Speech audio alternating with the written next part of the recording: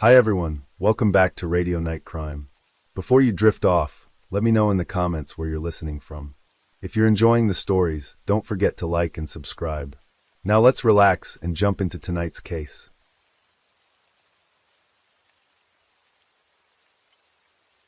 Story 1. On January 15th, Chinese media reported that the recent incident involving lesser-known Chinese actors and artists being trafficked to Thailand and Myanmar has become a major concern for the public. Among them, actor Wang Jing was rescued in time, but model Yang Jiechi has not yet been able to return home. Wang Jing also stated that at least 50 Chinese people were detained with him there. According to sources, those behind the investment, management, and scamming of people sold into Myanmar are being pursued and gradually arrested. Shockingly, the names of Zhao Wei and her husband have unexpectedly been linked to this inhumane case, leaving the public in disbelief. Among them, Huang Yulong was one of the direct operators. Businessman Huang Yulong is the cousin of Xia Kailuan, an online scam kingpin who masterminded the trafficking of Chinese people, operated casinos, ran prostitution rings, and dealt in banned substances in Myanmar. Xia Kailuan is a fugitive hunted across Southeast Asia. When Huang Yulong and Zhao Wei faced business difficulties, Xia Kailuan invited his cousin to invest in the project. Far from the Chinese border, near the Golden Triangle with high walls, barbed wire, and strict surveillance, it's an earthly hell, even more dangerous than northern Myanmar. By August 2022, Xia Kailuan was arrested for leading a telecom fraud and human trafficking operation, affecting up to 330,000 people. Huang Yulong was said to have been tipped off and escaped in the night. Perhaps for this reason, Zhao Wei quickly finalized her divorce from Huang Yulong to avoid trouble. Afterward, Zhao Wei's ex-husband continued to engage in kidnapping and extortion of Chinese people in Southeast Asia. Many sources indicate that Zhao Wei was involved in the criminal activities of Xia Kailuan and Huang Yulong. The actress is believed to have invested in Xia Kailuan's projects through her husband. In reality, Zhao Wei and Huang Yulong always made money in the gray area. Many of their companies in China were just fronts with no real business activities. Regarding this incident, Zhao Wei once posted about doing business in Myanmar, but later deleted it from her personal page. Currently, this information is causing a stir in China, but both Zhao Wei and businessman Huang Yulong remain silent, not commenting on the rumors. Previously, Zhao Wei also posted on Weibo, officially announcing that she had divorced Huang Yulong long ago and declared that all events, statements, or news related to Mr. Huang were not connected to her. 163 News commented, as business became more complicated and disadvantageous, Zhao Wei decided to divorce Huang Yulong to avoid risks if exposed. Adultery or marital discord was just a cover for both to go their separate ways. In reality, their assets are closely tied and would take time to untangle. Not only related to the Myanmar incident, Zhao Wei and Huang Yulong were also involved in electronic fraud and telecom scams. The small entertainment industry could not satisfy Zhao Wei's desire for money, leading her further into corruption. On December 28, 2024, Zhao Wei announced her official divorce from Huang Yulong on her personal Weibo. I officially divorced Mr. Huang many years ago. Our marital relationship has been resolved legally. Any events, statements, or news related to him do not concern me. I earnestly hope everyone acknowledges this fact, avoiding dragging me into baseless and misleading rumors. This was the second time Zhao Wei posted officially on Weibo since being silently banned in 2021. Previously, the actress expressed her grief over the passing of author Cheng Yao, the writer of My Fair Princess. Zhao Wei's divorce announcement quickly attracted the attention of netizens. However, many questioned why Zhao Wei, who had divorced her husband years ago, chose this moment to go public. There are speculations that her ex-husband might face legal issues due to a massive debt. The actress might have feared being implicated, thus announcing the divorce promptly. In recent years, Huang Yulong has been embroiled in numerous lawsuits, with debts amounting to 753 million Hong Kong dollars in principal and interest being pursued. Is Zhao Wei's declaration of severing ties with Huang Yulong at this time meant to separate their interests and obligations? If they divorced long ago, why announce it now? Has she truly divorced, or is there more to the story? The marriage between Zhao Wei and Huang Yulong has been shrouded in mystery from start to finish. From being the beloved little swallow to the female Warren Buffett, who dominated the business world, her transformation has been puzzling. Previously, she was listed among the artists with stains, banned across the internet, but the real reason has never been officially disclosed. What dark secrets Zhao Wei has truly been involved in, no one has dared to confirm definitively. In the past, she was often embroiled in controversies like pro-Japanese sentiments and offending Chinese culture, but she always managed to quell public opinion swiftly. Why does it seem she can't recover this time? What forces have left her defenseless? Does she have a chance to make a comeback? Zhao Wei was born into an ordinary family in Wuhu on Hubei. She was lively and outgoing from a young age. After high school, she planned to become a kindergarten teacher and enrolled in Wuhu Teachers College. However, a serendipitous encounter changed her life. When the film Painted Skin came to Wuhu for outdoor shooting, Zhao Wei was chosen as an extra to play a high school girl. This experience introduced her to the allure of cinema and cemented her resolve to become a professional actress. In 1994, Zhao Wei passed the entrance exam for the Shanghai Academy of Drama, beginning her formal acting training. During this time, she appeared in the film Valley of the Girls and several TV shows, but only in minor roles that did not garner much attention. In 1996, Zhao Wei was admitted to the acting department of the Beijing Film Academy, where she was classmates with Chen Kuan and Hu Ge. At that time, Chong Yao was casting for her drama My Fair Princess, and Zhao Wei, with her expressive large eyes and natural lively charisma, was selected. Unexpectedly, she truly breathed life into the role of Little Swallow, becoming a star loved by households. Everyone remembers the playful, adorable Little Swallow from that era's TV screens. Zhao Wei rose to fame, enjoying a period of immense popularity. At that time, she was just a simple artist, uninvolved in the capital market. She once said, "I won't do business because I'm quite gullible. Without cunning, one cannot be a merchant, and I'm not skilled enough." But by 1999, the Chinese television industry entered a significant transition phase, implementing the policy of separation of production and broadcasting, opening the door for private capital to enter the film and entertainment production sector. From then on, Zhao Wei stepped into the capital market, no longer the naive Little Swallow. Zhao Wei began her business career in 1999 by founding Shanghai Jingying Commercial Consulting Command, with a registered capital of 500,000 renminbi, where she served as the legal representative and held 46% of the shares. In December of the same year, she continued to invest in establishing Shanghai Haining Cultural Promotion, with her brother Zhao Jian as the supervisor. Both companies collaborated with businesses related to the Zhongxing Real Estate Group, managed by Yi Mao Tin, her childhood sweetheart, and his parents. This marked the beginning of Zhao Wei's business career. However, Zhao Wei's career suffered a major shock in 2000 due to the military uniform incident. She appeared on a fashion magazine cover wearing an outfit with the Japanese military flag, sparking fierce opposition. Although she and the magazine quickly apologized, explaining it was due to ignorance and a mistake, public sentiment did not subside. Zhao Wei became the center of criticism, with her acting career plummeting. She then shifted her focus to Hong Kong and other regions to seek new development opportunities. During this time, she met Wang Yu, whose relationship would play a crucial role in her comeback. Wang Yu was the son of Wang Daohan from a prestigious family. Wang Daohan was a mentor to Jiang Zemin and had long served as the mayor of Shanghai.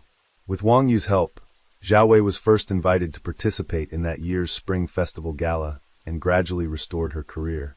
In 2003, photos of Zhao Wei and Wang Yu traveling in Hong Kong were leaked, making their relationship public. After experiencing ups and downs in her career, Zhao Wei became more aware of the risks in acting and gradually shifted her focus to business.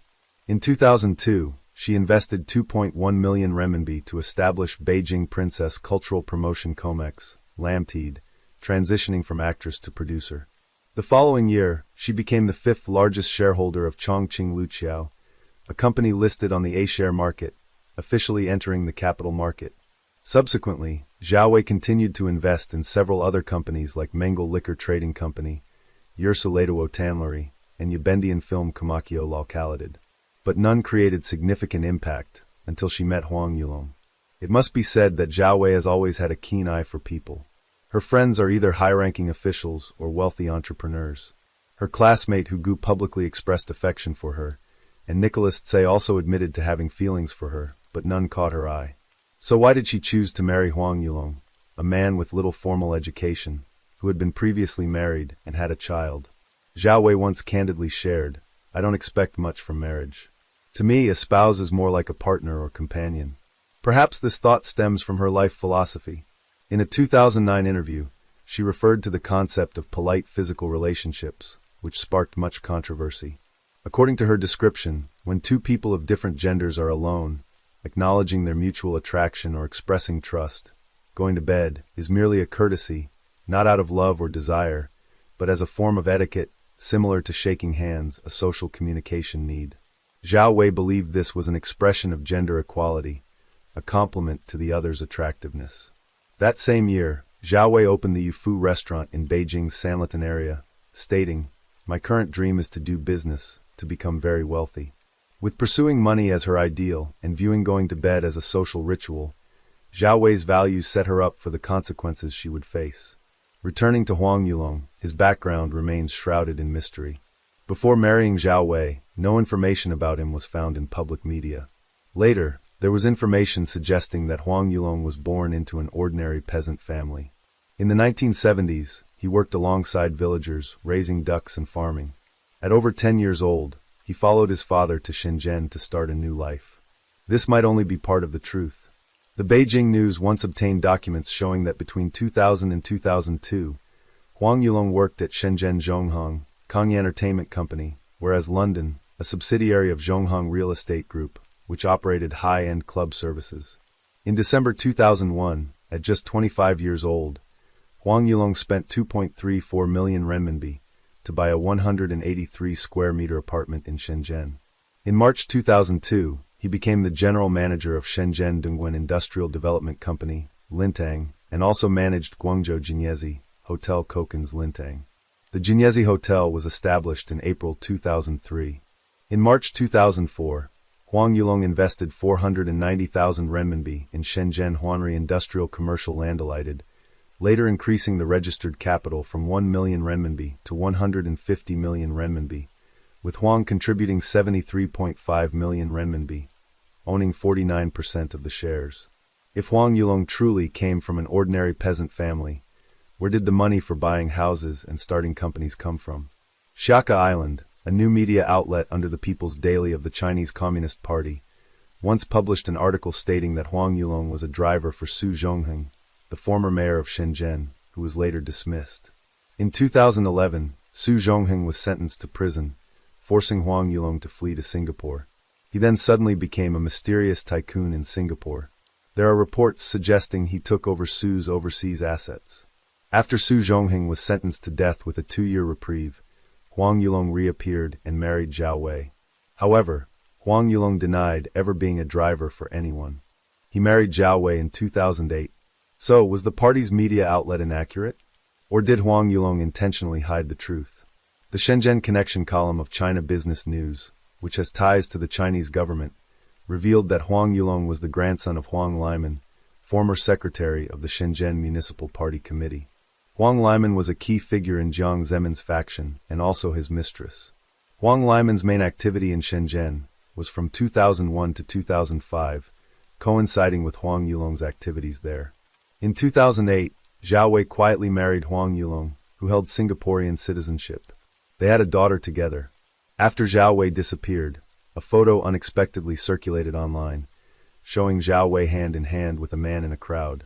That man was Zheng Qinghuai, the brother of Zheng Qinghong, former vice president of China and a strategist for Jiang Zemin. The two had a very close relationship. At this point, the forces behind Zhao Wei began to surface. After marriage, Huang Yulong and Zhao Wei divided their efforts, registering numerous companies in Hong Kong, forming the dual offensive of the Long System and the Wei System. The Long System established at least 27 companies in Hong Kong, extending its reach to overseas regions like the Cayman Islands, Bermuda, and the British Virgin Islands. The Wei System focused on culture and entertainment, including Hong Kong Culture Association United Cookies, Linda, Jiachuan Shifu Restaurant Concert, Yunfeng Entertainment Group Concert, Linda, Prestige International Investment Convention, Linda, and China Investment Convention, Linda. Among these companies, at least 4 had registered or actual capital of just $1 Hong Kong dollar, essentially shell companies. Most of these companies were established between May 2011 and October 2015. During this period, Zhao Wei transformed from the ordinary little swallow into the famous female Warren Buffett. In April 2011, Zhao Wei bought 1.17 million shares of Tongda Film at just 2 renminbi and 30 cents per share. By 2015, when Tongda went public, the share value skyrocketed, giving Zhao Wei a return of 150 times her investment, making her a fortune. She stood on stage ringing the listing bell with a radiant smile. At the end of 2014, the couple spent nearly 300 million Hong Kong dollars to buy a 9.18% stake in Alibaba Pictures, becoming the second largest shareholder. Alibaba Pictures, formerly China Vision Media Group, listed on the Hong Kong Stock Exchange, had complex relations with the Tomorrow Holding Group.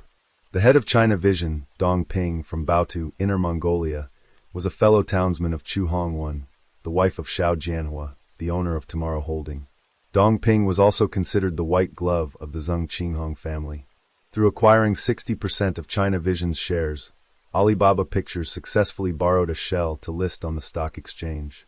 The stock price, which fluctuated between 0.3 and 0.4 Hong Kong dollars for a long time, quickly surged, raising the market capitalization to 27.5 billion Hong Kong dollars. Zhao Wei sold her shares twice, earning at least nearly 1.8 billion Hong Kong dollars, earning her the title of female Warren Buffett. However, compared to Warren Buffett's reputation for value investing, Zhao Wei's operations were more akin to a harvesting machine in the capital market. Warren Buffett focused on the fundamental and long-term growth of companies, achieving stable asset growth through long-term holdings of quality stocks. Zhao Wei, on the other hand, often exploited short-term market fluctuations to make quick profits. In May 2015, Wang Yulong and Zhao Wei, along with Su Jingren, Jack Ma, and Yufeng, bought shares of Swiss East Group, a company listed on the Hong Kong Stock Exchange, at 2 Hong Kong dollars per share. After Jack Ma's involvement was announced, Swiss East Group's stock price surged over 150%, closing at 22.65 Hong Kong dollars. That day, Jack Ma made over 5.5 billion Hong Kong dollars in paper profits, while Zhao Wei and Wang Yulong earned over 7.4 billion Hong Kong dollars. In February 2016, the couple made it onto the Hurun Global Rich list with assets of $1 billion. In November of the same year, they established Longwei Media with a registered capital of only 2 million renminbi, where Zhao Wei held 95% of the shares. Just 2 months later, Longwei announced plans to spend 3 billion renminbi to acquire a 29.1% stake in Wanjia Culture, becoming a controlling shareholder. This high-risk transaction was executed with up to 50 times financial leverage. Longwei's own capital was just 60 million renminbi, with the rest financed through debt and share pledging to financial institutions. Tomorrow News once pointed out that there is increasing evidence suggesting Wang Yulong might only be a pawn for Tomorrow Holding, with his vast capital in the market actually coming from them. For example, in the Longwei acquisition of Wanjia Culture, out of the 3.6 billion renminbi, aside from the 60 million renminbi contributed by Zhao Wei and Wang Yulong, the remainder came from a 1.5 billion renminbi loan from Tibet Yinshikshan Asset Management Comolses led it, and 1.4999 billion renminbi from pledging stocks at Hengtai Securities. Both companies belong to Tomorrow Holding. Significantly, Zhao Wei and Xiao Jianhua were once board members of Hong Kong Culture Association United Comoxes, with Zhao Wei serving as vice president due to her fame as a director. This organization has long been controlled by Zheng Qinghua, the cultural czar of Hong Kong. This clearly shows the influence of Tomorrow Holding. Moreover, through acquiring Swiss East Group, Xiao Jianhua demonstrated his role as a significant shareholder in one of Jack Ma's subsidiaries.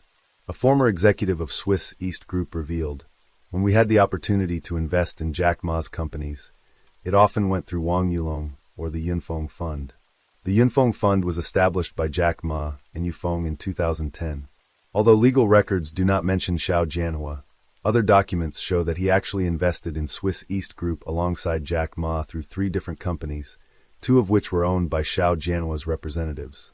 By the end of 2015, Xiao Jianhua held about 1/3 of Swiss East Group's shares through 4 offshore companies, and a 5th company controlled by Wang Yulong, even surpassing Jack Ma's ownership percentage.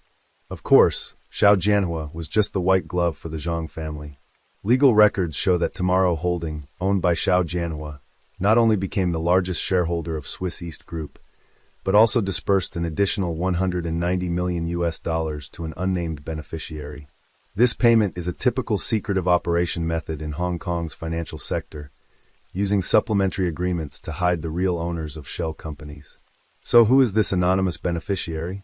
Moreover, officially, Wang Yulong still holds 10% of Swiss East Group's shares, but an Excel spreadsheet shows that these 10% shares were actually obtained through a loan from Xiao Jianhua's company. This connection can be traced as follows. Zhao Wang Yulong, Jack Ma, Xiao Jianhua, Zheng Qinghuai, the Zhang Zemin family. Thus, Zhao subsequent disappearance is not hard to understand. Xiao Jianhua was inherently the Walyui, white glove for Zheng Qinghong and the Zhang family, and a significant portion of the capital behind Jack Ma also came from the Zhang Zeng family. In 2017, Xi Jinping targeted Xiao Jianhua. On the 27th day of the lunar calendar, which was New Year's Eve, Xiao Jianhua was brought from Hong Kong to the mainland for investigation. The records of Tomorrow Holding show that in the following days, Xiao Jianhua's relatives and associates hastily sold off some of the shares they held, including over $60 million in assets from Yinfeng Financial. Company records indicate that the companies buying these shares were managed by a business partner of Wang Yulong. That same year, the China Securities Regulatory Commission investigated Longwei's high-leverage acquisition deal. The stock price of Wanjia Culture plummeted, causing heavy losses for small investors. In November, the commission concluded that Longwei had engaged in false information disclosure and financial detail concealment during the acquisition, constituting market manipulation. Zhao and her husband were banned from the capital market for 5 years and fined 600,000 renminbi. However, for them, this amount was insignificant. This symbolic punishment not only failed to compensate investors, but also lacked any deterrent effect. At this time, Jack Ma's Ant Group was becoming the Eat New darling. Due to Zhao situation, Jack Ma began to distance himself from her, publicly declaring he did not know Zhao. In 2018, Jack Ma's Ant Group had over 700 million active users and was preparing for an IPO. The Wall Street Journal in 2021 revealed that during the IPO preparation, Ant Group employed an old trick: powerful politicians would become investors. By the end of 2019, when authorities investigated Xiao Jianhua's company network, they found many similarities in the ownership structure between Ant Group and Tomorrow Holding.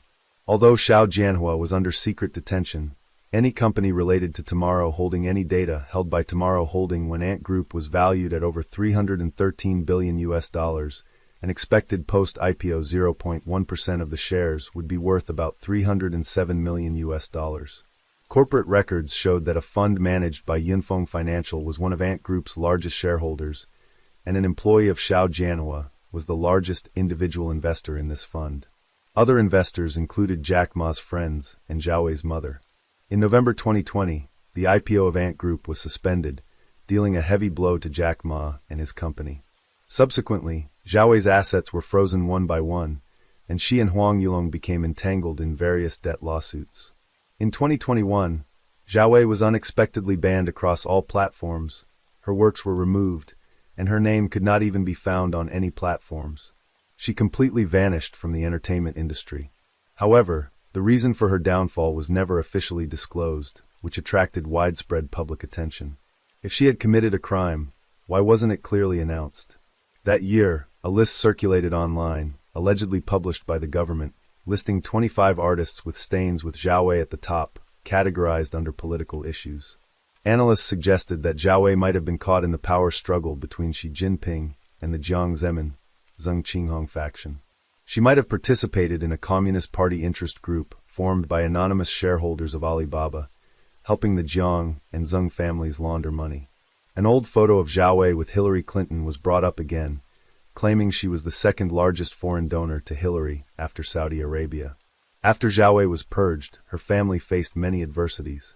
Her father passed away in despair, her brother got divorced, and her sister-in-law took away 520 million renminbi. After 3 years of silence, at the beginning of this year, there were rumors that Zhao might return. Her social media accounts became active again, and domestic websites lifted the ban on her works. However, on April 11th, mainland media reported that another 5 million renminbi of Zhao's shares were frozen. Zhao Wei's journey from the beloved little swallow to her current fate is truly heart-wrenching. Not long ago, Qiangyao, her benefactor, passed away. Zhao Wei posted on Weibo, "The Yangtze River with its 9 bends flows eastward. Waves wash away all heroes. Success or failure, right or wrong, when looking back, all turns to dust. Only the green mountains remain, watching the sun rise and set countless times." This was both a tribute to Qiangyao and a way to comfort herself about what had happened in her life. So, today's video has come to an end.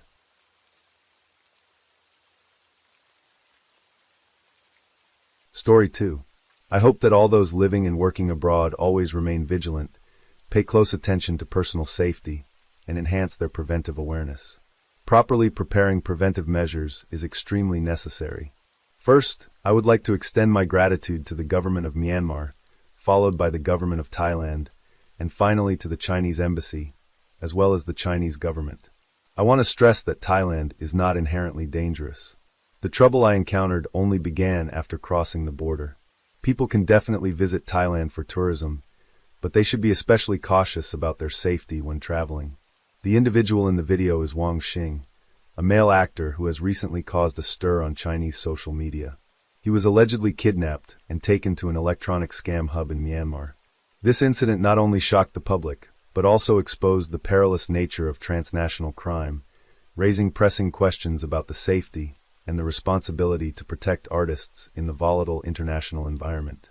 Born in 1993 and a graduate of the Shanghai University Film Academy, Wang Xing, his Chinese name, quickly stepped into the entertainment industry under the stage name Jing Jing. With a bachelor's degree in film, he made his mark through a series of hit TV dramas like Ip Man 3, Fox Spirit Matchmaker, Red Moon, Crime Hunter, The Rose Story, and Female Psychologist. Though not yet an A-list star, Wang Xing has consistently proven himself as a talented actor with relentless dedication and passion. On December 24, 2024, upon a friend's recommendation, Wang Xing joined the Professional Actors Nansa Group. There he met an account claiming to be a Grammy employee recruiting actors.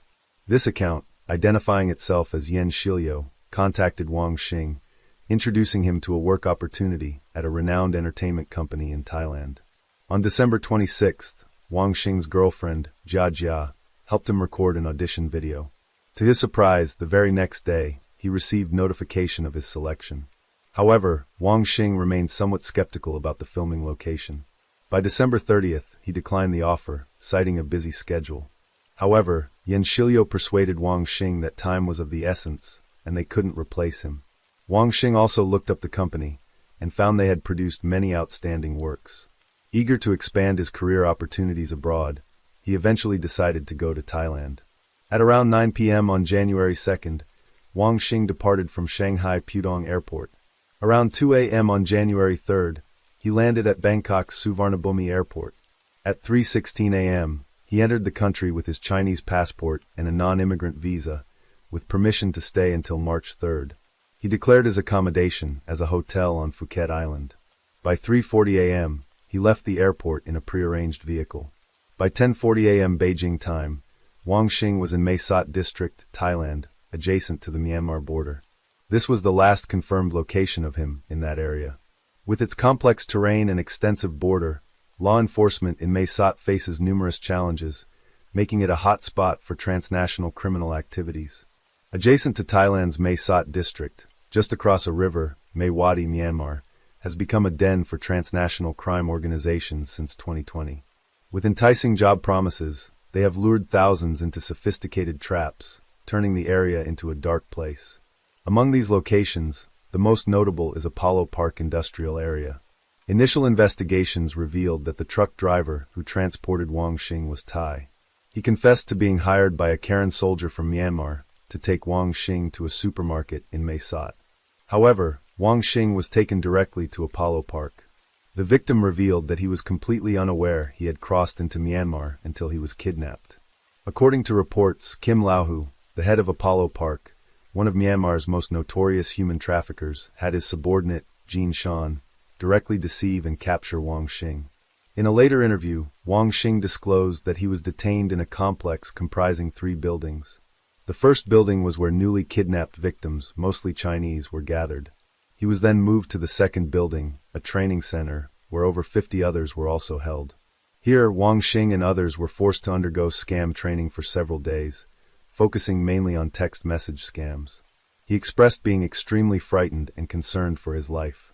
Wang Xing also described the third building, where victims from various countries were detained, all with shaved heads and forced into hard labor. At 11:34 a.m., Wang Xing informed Jejia that he would attend the opening ceremony in 5 minutes. However, over 10 minutes passed without a reply, and his phone was unreachable. Feeling uneasy, Jejia reported the incident to the Shanghai police at 11:54. However, she received a cold response, stating that since Wang Xing was missing abroad, they could do nothing. Jejia continued to contact the Chinese embassy and consulate in Thailand, as well as the Thai police, but received only rejections. She felt utterly desperate and powerless in the face of this situation. Jejia made continuous calls, screaming into the phone, but received no response from the Chinese police. In her desperation, she turned to Wang Xing's younger brother, Wang Qin. Upon his arrival in Shanghai, they ran from one authority to another, but all efforts proved futile. The Chinese embassy in Thailand and the Chinese consulate in Chiang Mai eventually advised Jejia to go to Mae Sot to report to the local police. However, after careful consideration, she believed Mae Sot, a remote and dangerous border district between Thailand and Myanmar, could lead to disaster for an ordinary person. Despite Wang Qin's best efforts, contacting human rights organizations and journalists, all attempts seemed futile. As days passed, Jejia's hope grew increasingly fragile. On January 5th, Jejia's Weibo account posted a plea for help, seeking assistance in finding her missing boyfriend. She mentioned that as just his girlfriend, she couldn't file an official case report. After the incident went public online, it garnered widespread attention from major media outlets and the Chinese film industry. The disappearance of actor Wang Xing at the Thailand-Myanmar border became a trending topic on Weibo, prompting authorities to take action. On January 6th, Jejia traveled to Bangkok and went to the Chinese embassy in Thailand, along with local police, to officially report and initiate an investigation into Wang Xing's disappearance. By the evening of the same day, Thai media outlets announced that Wang Xing had been found. Thailand's Prime Minister, Prayuth Chan-o-cha, confirmed this information in an interview. However, Colonel Ekamon, the police chief of Tak province, stated in an interview that Wang Xing had voluntarily gone to Myanmar and was not kidnapped or coerced. On January 7th, after numerous negotiation efforts, Wang Xing was finally located after 78 hours of being missing, handed over at the Friendship Bridge, one border crossing, with the assistance of the Karen border forces. That evening, he was flown back to Thailand by police for further investigation. After it was confirmed that he was indeed a victim of human trafficking, Wang Xing was officially assisted by Thai authorities to return to China on the evening of January 10th. According to Lieutenant Colonel Meng Wan, a representative from Myanmar, Wang Xing claimed he had voluntarily gone to Myanmar to visit family. However, his disheveled appearance with a shaved head and his accounts of being scammed when he appeared before the media raised many questions. Wang Xing's case is not just a personal story, but has become a spark igniting public awareness about a severe social issue. After Wang Xing's story went public, a series of similar incidents involving kidnapping, scams, and disappearances at the Thailand-Myanmar border were uncovered. Victims ranged from celebrities like actors and models to young students, all becoming targets of transnational crime organizations. This wave of crime spread rapidly, causing widespread fear and insecurity within the community. According to reports from various media outlets like Red Star News and Modern Express, the case of 25-year-old model Yang Ziki bore striking similarities to Wang Xing's.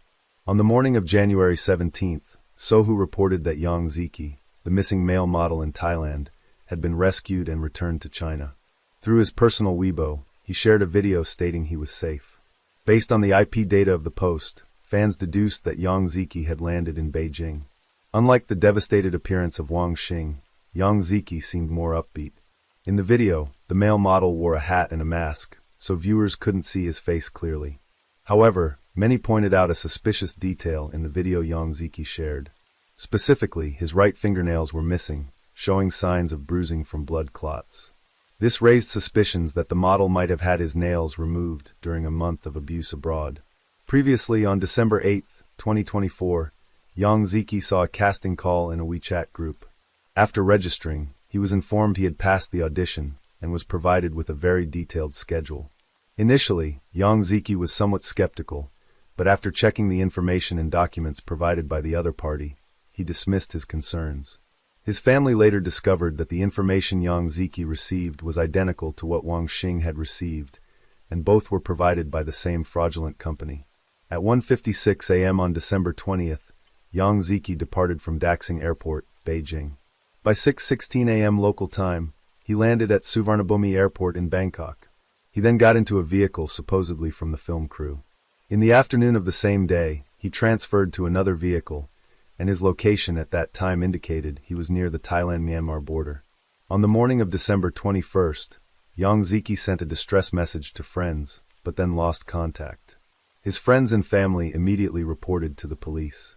After 8 days, on December 29th, Yang Ziki made a video call to his mother to assure her he was safe. In the video, his condition seemed abnormal, with a wound at the corner of his eye, and then he hung up the phone. Following the media frenzy over Wang Xing's case, Yang Ziki's family was shocked to report that the male model had also gone missing in a similar manner. On January 9th, Thai media reported that Thai police officially opened an investigation into Yang Ziki's disappearance. What Yang Ziki went through might offer some clues from Wang Xing's story. According to press reports, Wang Xing was taken to Mayawati, Myanmar, where he had to practice typing for 2 to 3 days. He was under immense pressure, unable to sleep, didn't have enough food, and even had no time to use the bathroom. Later, the rescue team coordinated with local ethnic minorities to save him. Currently, the Chinese embassy in Myanmar has received distress calls from similar disappearances near the Thailand-Myanmar border. The cases of Wang Xing and Yang Ziki serve as a stark warning for young hopefuls in the film industry, especially those with talent and striking appearances. While the disappearance of these two Chinese stars remains a hot topic, scams targeting actors continue. Notably, auditions for Wolf Warrior 3 are spreading rapidly in film groups, with numerous recruiters claiming to be from this project. Media reports highlight suspicious aspects of the Wolf Warrior 3 casting call, including filming in Thailand, specifically in Mayawati, which was blurred to intentionally deceive prey.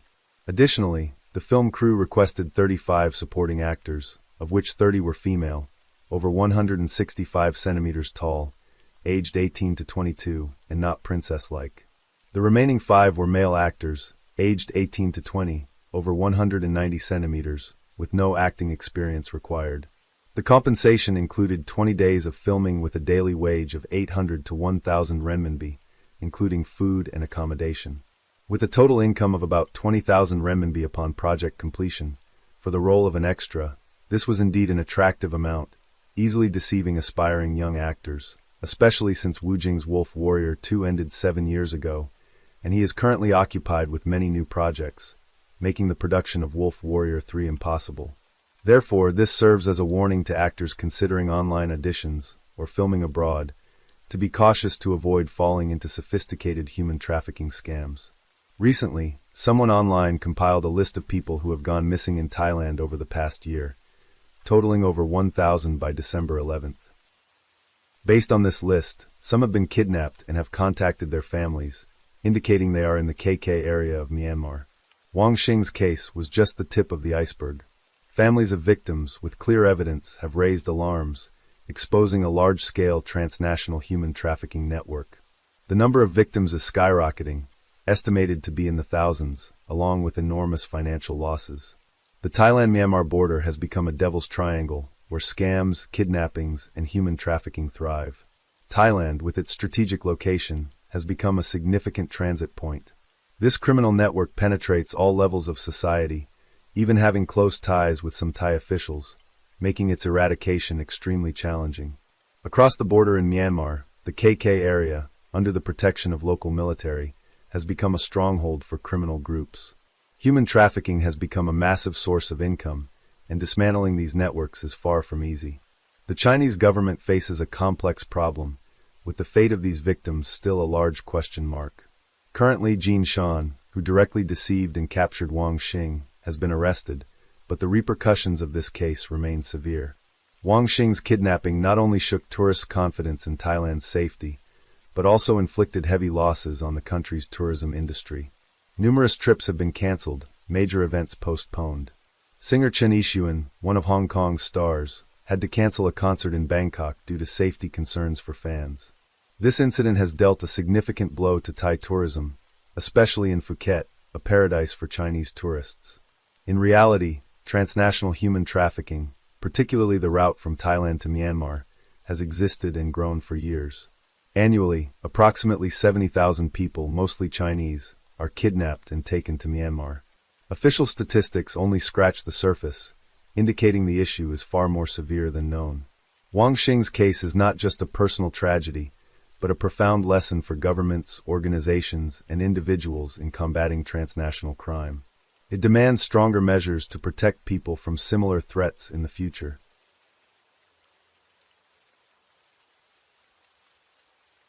Story 3. Fan Bingbing was once a household name in the Chinese entertainment industry. She achieved success in numerous roles as an actress, model, film producer, and won several prestigious film awards. This success made Fan Bingbing very confident, often leading to controversial statements due to her arrogance. The beauty from the Fan family once declared, "I don't need to marry a tycoon because I am already a tycoon myself." Wealthy, beautiful, and one of the most powerful figures in the Chinese entertainment world. But in one night, Fan Bingbing became a villain for a reason no one could have predicted. From being admired by millions, she turned into someone despised and criticized. So, what event caused the career of this beauty, born in 1981, to crumble? Fan Bingbing was born on September 16, 1981, in Qingdao, Shandong Province, China. Her father, Fan Tao, was initially a singer in the Naval Air Force Cultural Troupe, and after returning to his hometown, he continued to engage in artistic activities. Her mother, Zhang Chuanmui, was a former dance actress. Influenced by her parents, Fan developed a love for the arts from a young age. She has a younger brother, Fan Chengqing, who is 19 years her junior, and is currently a famous idol star in China. Born into a family rich in artistic tradition, Fan Bingbing was immersed in the passion for the arts from her parents, which laid the foundation for the Fan siblings to pursue their dreams of stardom. At the age of 15, Fan Bingbing was accepted into the Shanghai Star School of Hungtong, run by the veteran director Xia Yan. This prestigious art school required students to be talented, but the most crucial factor was having a distinctive appearance. Therefore, talent alone without good looks would not secure admission. From a young age, Fan Bingbing possessed a stunning ethereal beauty like an uncut gem. In 1996, many talent scouts visited Fan Bingbing's school to recruit actors. With her standout looks, the beauty from the Fan family quickly caught their attention. Subsequently, she got the opportunity to star in the TV series The Powerful Woman alongside Lu Xuehua, marking her entry into the entertainment industry. However, the real start of Fan Bingbing's acting career came in 1998 with her role in the blockbuster series My Fair Princess. Introduced by Lu Xuehua, she quickly caught the eye of Chong Yao and was cast as Jean Suo, a character known for her gentle, refined, and tender nature. At that time, Fan Bingbing was only 16 years old. Her bright, adorable face left a lasting impression on many viewers, and perhaps no one would have thought that the girl who once played a maid to a young lady would become one of the top female stars in Chinese entertainment. My Fair Princess became a phenomenon, setting numerous records for Chinese TV dramas, and even becoming legendary. The show was broadcast worldwide, catapulting the fame of Zhao Wei, Lin Xinru, and Fan Bingbing to stardom. After that, she signed a contract with Chong Yao's company. At that time, her mother, Zhang Chuanmei, took on the role of managing her daughter's career. According to the contract, Fan could only accept work through the company. However, for a long period after signing, she received no work, which meant no income. This situation greatly troubled both mother and daughter. During this time, the representative of the TV series The Legend of the Little Flying Dagger contacted Fan Bingbing, offering her a role. Since her career was stagnating at the company, with her mother's support, she decided to take the role. However, this decision led her to pay a breach of contract fee, amounting to 200,000 renminbi, approximately over $27,300. By 1999, Fan Bingbing successfully terminated her contract with Chong Yao's management company. As Fan Bingbing was grappling with her future career path, Jia Yuan came to her rescue, pulling her out of her professional crisis. Jia Yuan, the chairman of the international conglomerate by Kai Wang, had a personal fortune estimated at 3.8 billion renminbi, approximately $518.4 million US, and was also known as a film producer. In 1999, Fan Bingbing caught Jia Yuan's eye, leading to a 3-year contract for 5 films. Jia Yuan even publicly declared his willingness to spend 6 million renminbi, about $816,000 US, to promote Fan Bingbing. Despite Jia's significant investment, Fan's TV dramas at that time were not particularly successful. In fact, her fame didn't stem from her acting, but from rumors about her relationship with Jia Yuan. In the entertainment industry, behind every major star's success, there's always the shadow of a professional manager providing support. This is considered a critical factor, as the manager is closely linked to the frequency of an artist's public appearances. Recognizing this, Zhang Chuanmei, Fan Bingbing's mother and then manager, realized that for her daughter to secure a solid position in the entertainment world, she absolutely needed a professional and trustworthy manager. Thus, she decided to step back and not interfere in her daughter's career. Subsequently, Fan Bingbing met Wang Jinghua, who is hailed as a legend, to take on the role of managing her. Major stars like Chen Daoming, Guan Zilin, Karina Lau, Wu Juanru, and many others were once under Wang Jinghua's management, establishing her as one of China's top celebrity managers.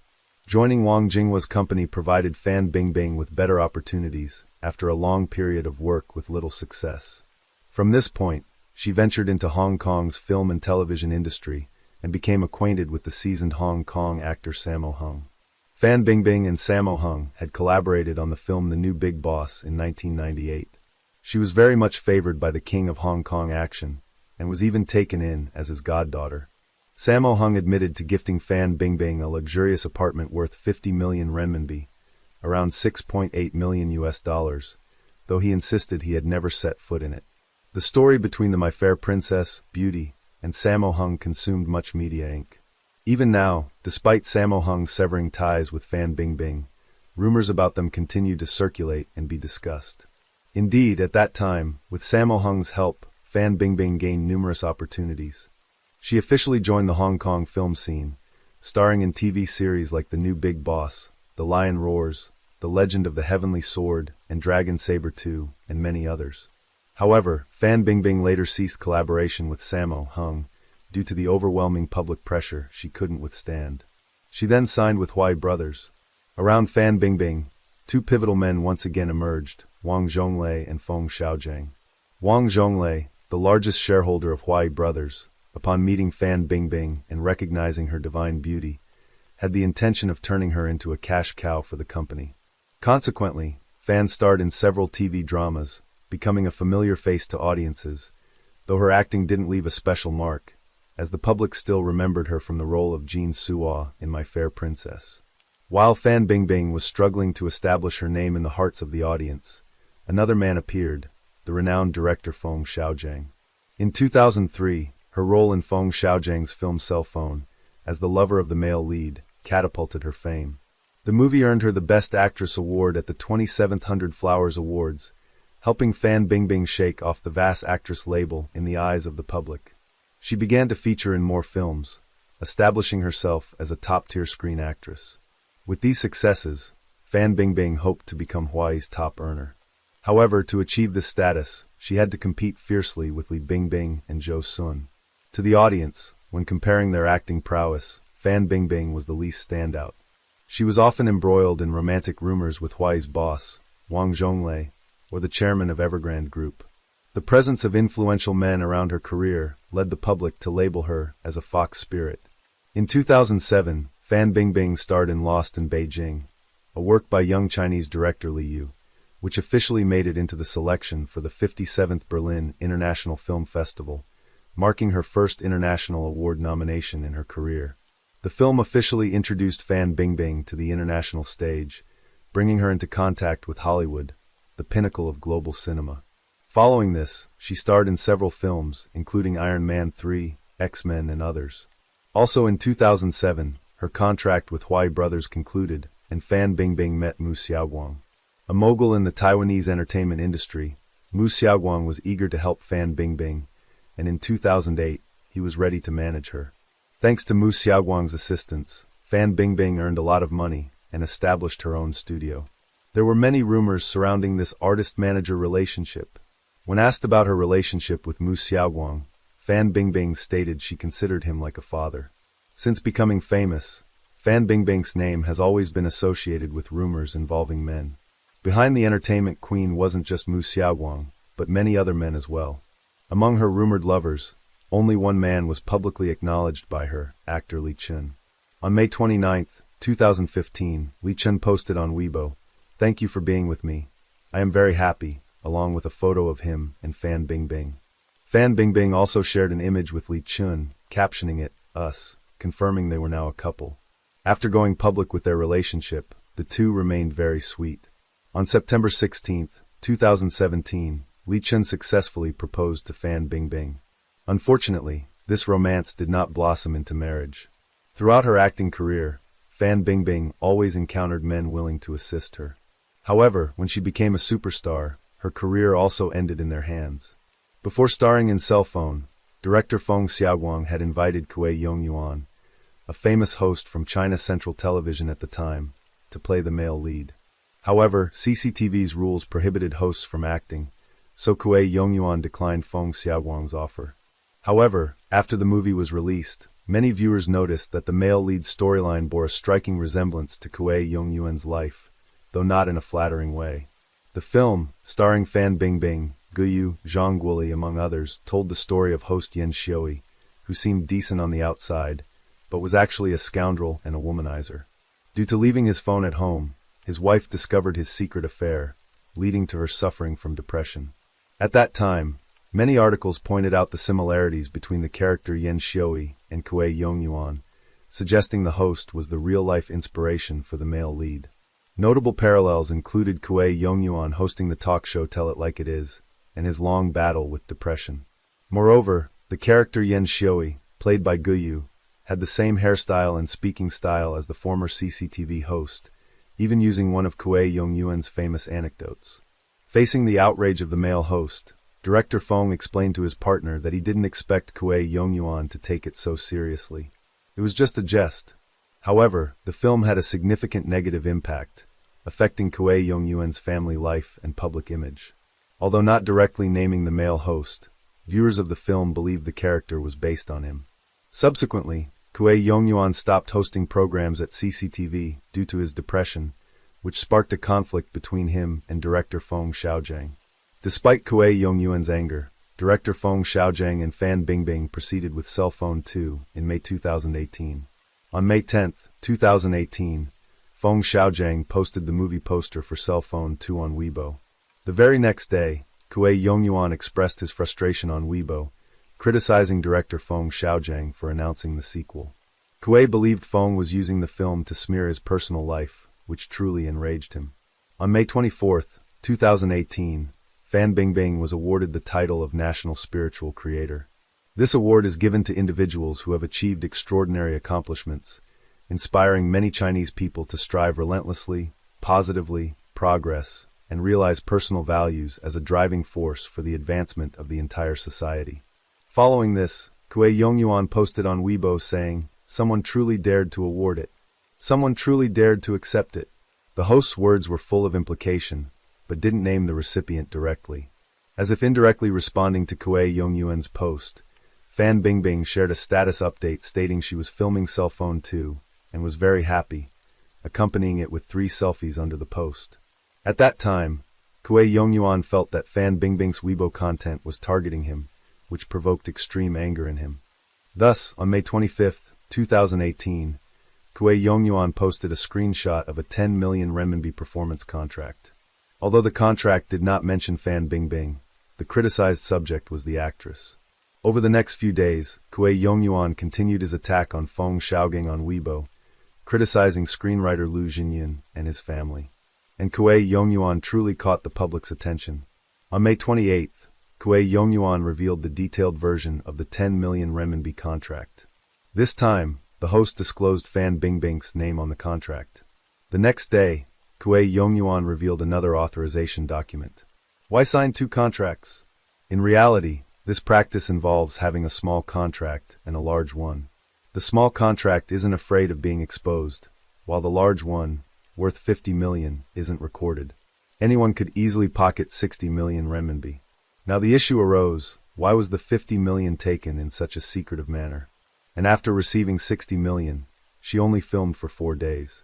With the heat of the post, netizens debated increasingly fiercely, demanding Fan Bingbing to comment on the matter. Subsequently, the actress's management company issued a statement claiming Kuei Yongyuan's behavior was a violation of business ethics, but did not deny Fan Bingbing's contract. Since then, Fan Bingbing has not appeared publicly. Over the next 3 days, Kuei Yongyuan continuously revealed information about Feng Xiaojiang, Lu Jinyun, and Fan Bingbing. By June 2, 2018, the event of Fan Bingbing allegedly signing Inyang contracts was reported by many official media outlets. On June 3, the National Tax Service ordered an investigation into the Inyang contracts of celebrities. After that, Fan Bingbing ceased public appearances.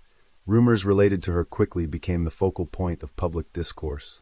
On September 16, official Chinese media reported that as a celebrity, Fan Bingbing needed to announce the investigation results to meet the public's right to know.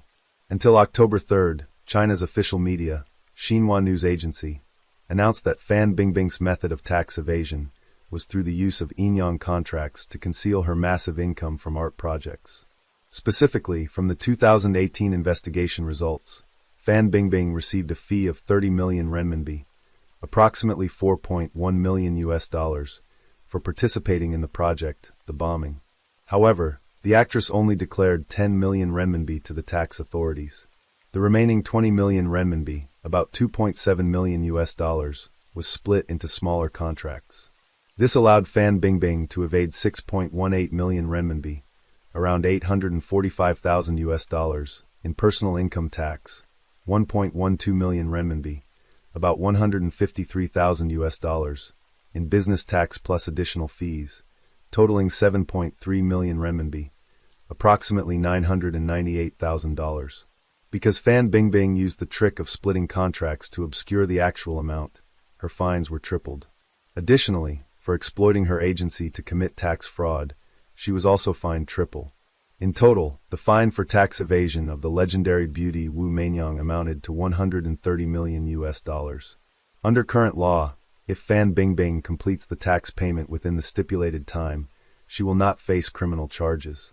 Furthermore, during the investigation in June 2018, her manager Mu Xiaoguang ordered company staff to hide and intentionally destroy accounting documents and ledgers related to the company, not cooperating with tax authorities for the investigation as per the law, leading to suspicions of criminal activity and enforcement measures by the police.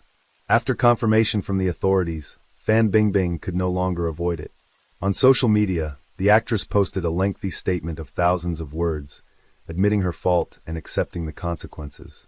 After the incident, in an interview, Kuei Yongyuan stated that his initial intention was not to harm Fan Bingbing. She was just inadvertently caught in the battle between Wang Zhonglei and Feng Xiaoguang. At the time when Fan Bingbing fell from her peak to the abyss, her boyfriend Li Chun announced their breakup. Initially, they promised to overcome the difficulties together, but not long after, they declared they were going their separate ways. In the entertainment world, there's no such thing as unwavering love. When faced with challenges, each person seeks their own escape route. Currently, Fan Bingbing is over 40, rarely appearing in China, but actively engaging in the international market.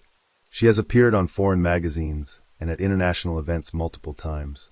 On May 24, 2023, she wore a stunning, intricately designed white dress, appearing alongside Elon Musk's mother at the Cannes Film Festival.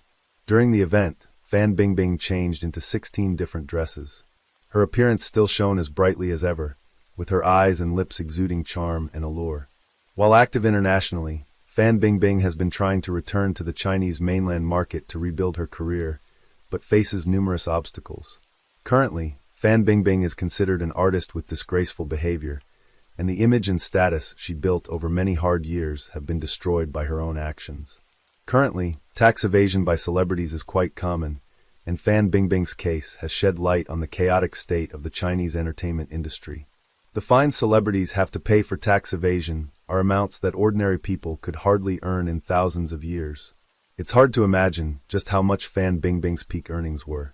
We can only lament that poverty truly limits human creativity and thinking.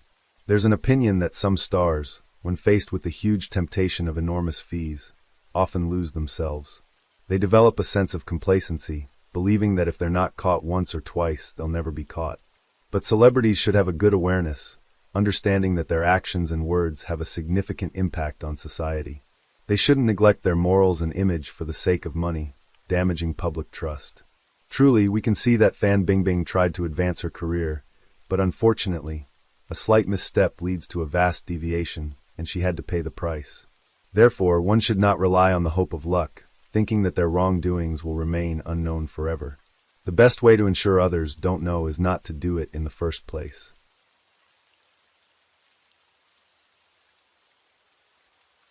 Story 4. In the early days of 2025, scammers from Myanmar delivered a stark warning to the entirety of the Chinese populace. On the night of January 5th, the girlfriend of a mainland actor named Wang Jing, known as Jejia, posted a plea for help on Weibo. Before the incident, Wang Jing had announced on Weibo that he had received an audition notice from an actors group. Following this, he traveled to Thailand for the audition. After boarding a vehicle from Bangkok airport, Wang Jing lost contact at the Thai-Myanmar border around noon on January 3rd, Beijing time. It's likely that at this moment, he was kidnapped by scammers. Before losing contact, Wang Jing had been reporting his location to his girlfriend hourly. Based on this information, Jejia drew up a map of the vehicle's route. When the vehicle reached Mayawati in southeast Myanmar, Wang Jing went silent. Jejia was very smart to tag many A-list stars who had previously worked with Wang Jing in her plea for help on Weibo. Wang Jing's Weibo account is actorjing2025138. The post quickly gained traction, shared by many celebrities. Even Huang Zitao mentioned it during his live stream. The incident soon topped the hot search list, garnering nationwide attention, and the discourse wave spread to Thailand, prompting the Thai authorities to take action. Very quickly, on January 7th, Thai police announced that Wang Jing had been rescued and was safely taken to the Immigration Police Training Center. On January 8th, Wang Jing's girlfriend posted that she had reunited with him at an official Thai facility in Bangkok, also sharing images of them holding hands. However, when Wang Jing reappeared in front of the media, he had his head shaved, his eyes were vacant, and his expression showed clear signs of fear and caution. Wang Jing revealed he had been held in a building in Mayawati for scam training, where there were at least 50 other Chinese victims. Currently, Wang Jing has safely returned to China, and the case is still under investigation, with more detailed information likely to be disclosed soon. This is not the first time that scam operations in Myanmar have become the center of public discourse. By the end of November 2023, news about 31,000 scammers from northern Myanmar being repatriated to China through Yunnan, Linsong caused a stir. On January 17th, Yunnan police, in cooperation with Myanmar police, arrested numerous suspects. Netizens humorously dubbed Linsong, Yunnan, the National Scam Sorting Center, with local police from all over the country rushing to Yunnan to identify and extradite suspects within their jurisdiction. At that time, Linsong was flooded with reflective vests of various colors, with each province having its unique prisoner vest color. Online, there were even humorous anecdotes suggesting that if your online lover went missing recently, don't worry, they might be in Linsong, Yunnan, being well taken care of by the police. With the police as companions, they would not be lonely and would be quite safe. It seemed like police from all over the country had come to Linsong, traveling thousands of miles to bring back failed startup bosses. Yellow vests, red vests, blue vests. Currently, Linsong is awash with vests of every color, each locality with its own. 2 years ago, when the case of a Taiwanese girl named BB, who was lured to a scam area in Cambodia, made headlines, even in Vietnam, similar cases still occur. And we've been warned many times about these scam zones. The brutality of these scammers is palpable, even online, with Bai Suaching, Bai Linsong, Wei Huaran, Lu Abeo, Lu Jingmao, Su Laofa being extradited back to China one by one. The 4 major families in northern Myanmar have now been completely dismantled. It's time to delve into the heinous crimes these 4 families have committed over the years. We will start our story with a peculiar couple. The elegant and distinguished lady in this video is Bai Yingluan, daughter of Bai Suaching, the head of the Bai family, one of the 4 major families in northern Myanmar. Bai Suocheng, born in 1950, has 2 sons and 4 daughters. The sons are Bai Yingling and Bai Yingchong, and the daughters are Bai Yingxiang, Bai Yingluan, Bai Yingping, and Bai Yingkai. Among them, the second daughter, Bai Yingluan, stands out. Born in 1980, Bai Yingluan appears as a noble lady, a compassionate goddess of Myanmar, frequently participating in charitable and public activities. In January 2021, on her birthday, Bai Yingluan donated all the 359,400 renminbi, about $55,000, she received to the Rainbow Orphanage project under construction. However, just a month later, her brother's convoy was ambushed on the way back from Lashio, the capital of Shan State, Myanmar, to Kokong, resulting in the death of 12 people, including 3 police officers and 9 civilians, with 19 others injured. After the incident, the families of the deceased police officers each received compensation of 500,000 renminbi, about $77,000. The families of the 9 dead civilians each received 50,000 renminbi, about $7,700, and each of the 19 injured received 230,000 renminbi, about $35,000. All this money was donated by Bai Yingling, Bai Yingluan, and others. However, don't think that just because she donates some money, Bai Yingluan is truly kind-hearted. Beneath her beautiful and seductive exterior lies a cold heart. Raised in an environment of calculation and decisiveness, she has witnessed all sorts of schemes and manipulations. Trained from childhood, she has learned all the cunning and scheming of her father, her cruelty not falling short of her brothers. Bai Suocheng handed over the main business of the Bai family, the Myanmar Bachi Victory Group, to his eldest son, Bai Yingling. However, Bai Yingluan did not want to work under her brother's command. She later established her own company, the New Bachi Benefit Group. On the surface, it deals in tourism, hotels, supermarkets, but in reality, it profits from gambling, prostitution, online scams, and other illegal activities. The irony is that while the Bai family engages in criminal and scam activities on one hand, they meticulously maintain their family records and set family rules like benevolence, righteousness, propriety, wisdom, and faithfulness, integrity, humility, diligence, and frugality. In August 2018, Bai Suocheng organized the first Bai Family Clan Conference, attended by over 100 members of the Bai family in Myanmar. At the conference, Bai Suocheng was elected as the first clan leader of the Bai family in Myanmar.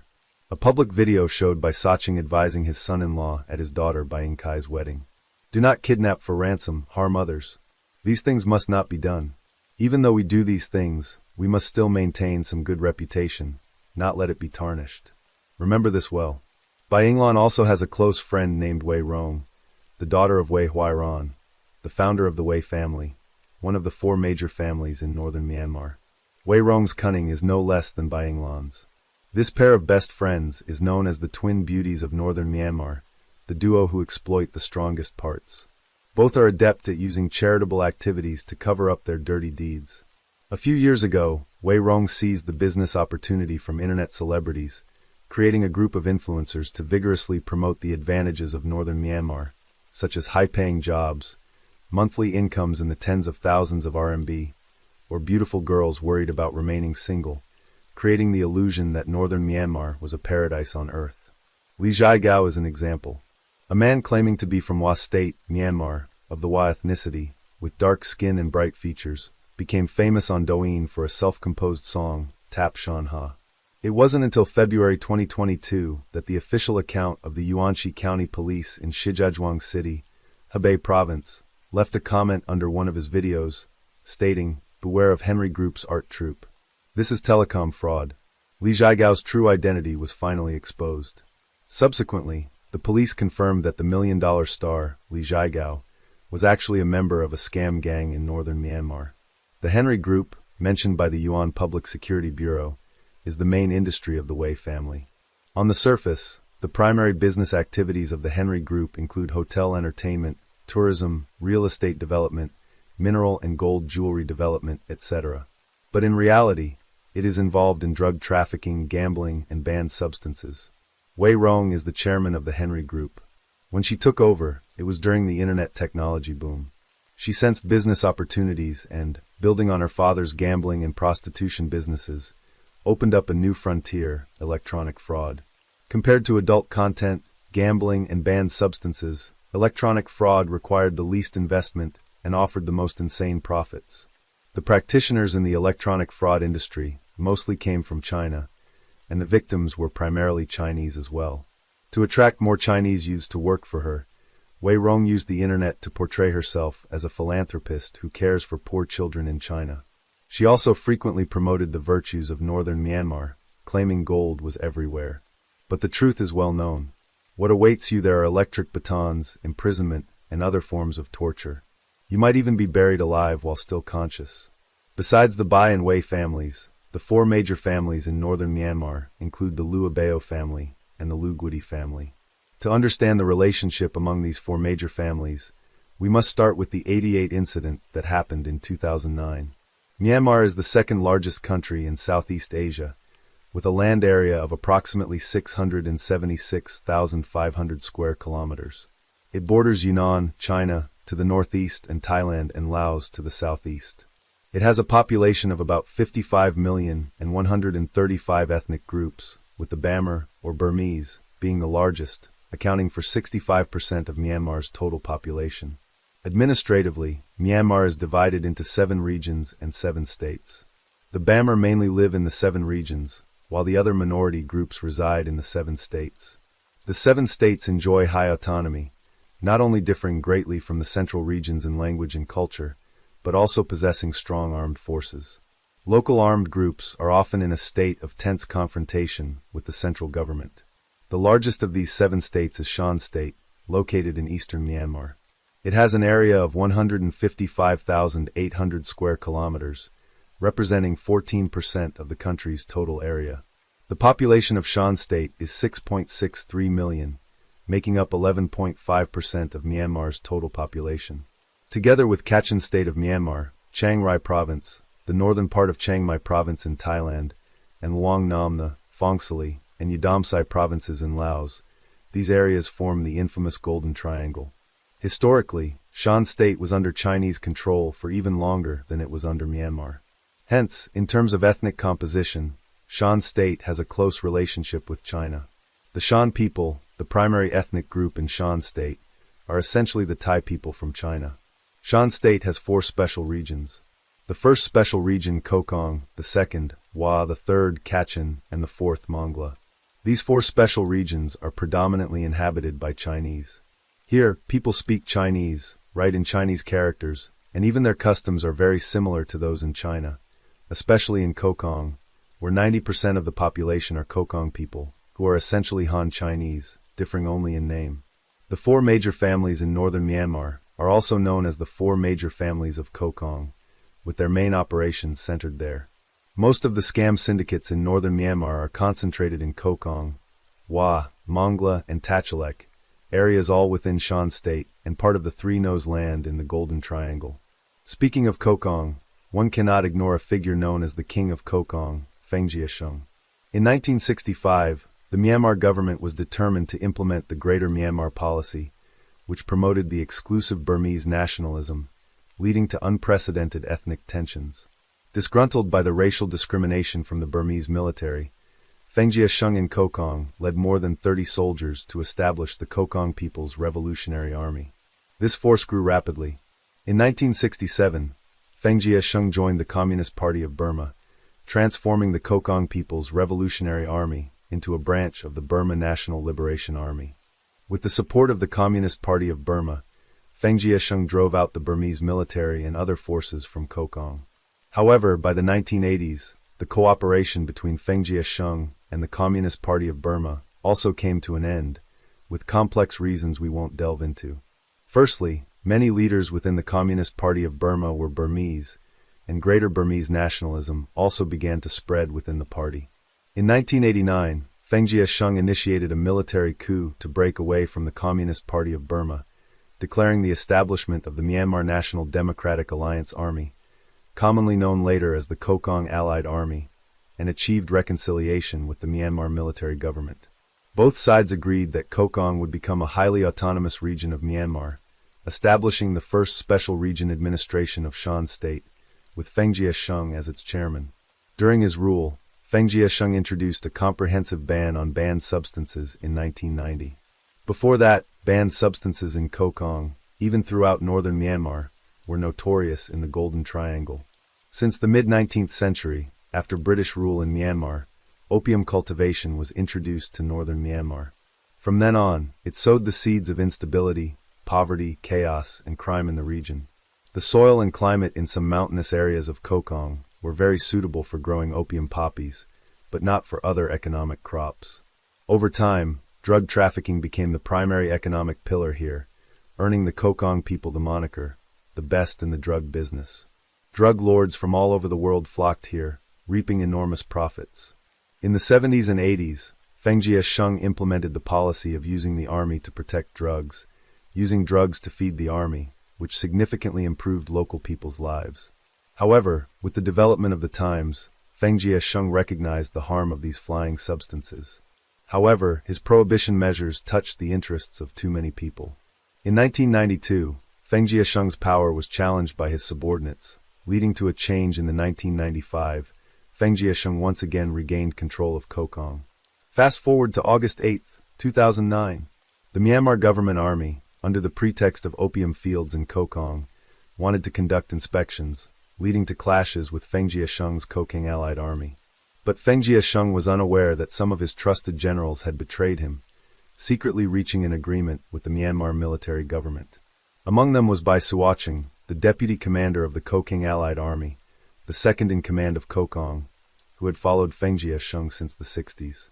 With the internal and external cooperation of Bai Suacheng and others, Feng Jiasheng's Kokang allied army was quickly defeated, and he led his remaining forces across the border into China, surrendering their weapons. Afterward, the Myanmar government nominally took control of Kokong. With the support of the Myanmar government, Bai Suacheng became the new generation chairman of the autonomous region of Kokong. This was the famous Kokong 88 incident. Along with Bai Suacheng, those who participated in the coup from Feng Jiasheng's old guard included Wei Chaoren and Lu Guoshi. Lu Abeo, one of the four major families of northern Myanmar, was not part of Feng Jiasheng's old guard. He was always an influential merchant in Kokong, closely aligned with the Myanmar government. Therefore, theoretically, he was not part of the rebel Kokang allied army faction. Nevertheless, the era of the four major families officially began from this event. Since the 88 incident, the Myanmar military government adopted a policy of using Chinese to govern Chinese in Kokong, letting the four families check and balance each other, while the government enjoyed the benefits. Thus, a mafia-like social system gradually formed around these four families in Kokong, with each family having its own group of henchmen dressed in military or police uniforms. These individuals ruled Kokong with an iron fist, and no local dared to oppose them. Bai Suacheng, who played a significant role in the 88 incident, naturally became the head of his family, leading the Bai family to become the foremost among the four families. On May 17, 2023, in a two-story palace-style building with connecting corridors in Jiaofeng village, on the western outskirts of Kokang's Laokai, the place was illuminated by bright lights, with red carpets laid out. This was the Bai family's mansion, and today was Bai Suacheng's 74th birthday celebration.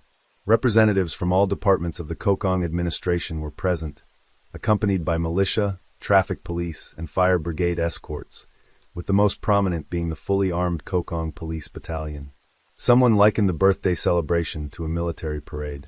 The main celebrant, 74-year-old Bai Suacheng, and his wife, Li Xiaosua, wore dark red jackets with large red flowers on their chests, sitting on twin thrones, quietly observing the birthday gifts being delivered from all directions. Employees from the Wei family's Henry Group and Lu Jingmao's Fully Lai Group were among those who came to offer birthday wishes, some even bringing a basin full of 100 renminbi notes. The peach-shaped birthday cake gifted by Lu Jingmao required several people to carry. It's reported that, except for 2020 and 2021, when celebrations were halted due to the epidemic, Bai Suacheng holds a grand birthday party almost every year.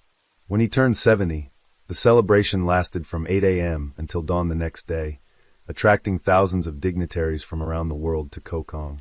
Not only does Bai Suacheng himself hold supreme power in Kokong, but the second generation of the Bai family also holds political and military power. The Bai family controls over 4,000 militiamen.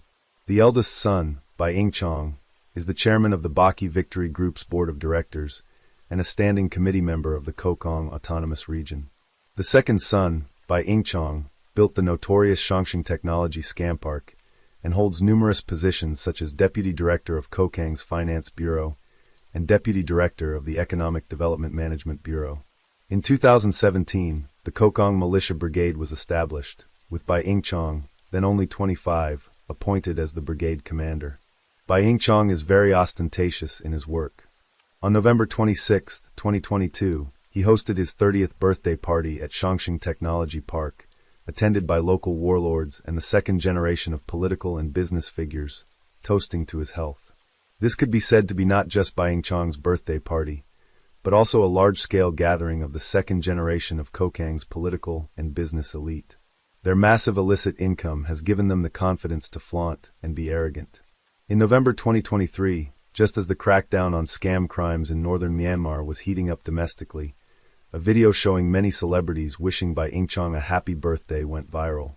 The stars featured in the video included Hong Kong star Eric Tsang, Huang Yifei, Chow Charlie, and Chinese mainland national actor Du Huidong, and famous comedian Hu Yaohua. After the incident became a hot topic on social media, the celebrities quickly issued statements denying any relationship, stating they did not know the individual, and it was just for livelihood or due to friends' requests that they recorded the video. However, the ability to invite so many famous stars is a testament to the Bai family's immense influence.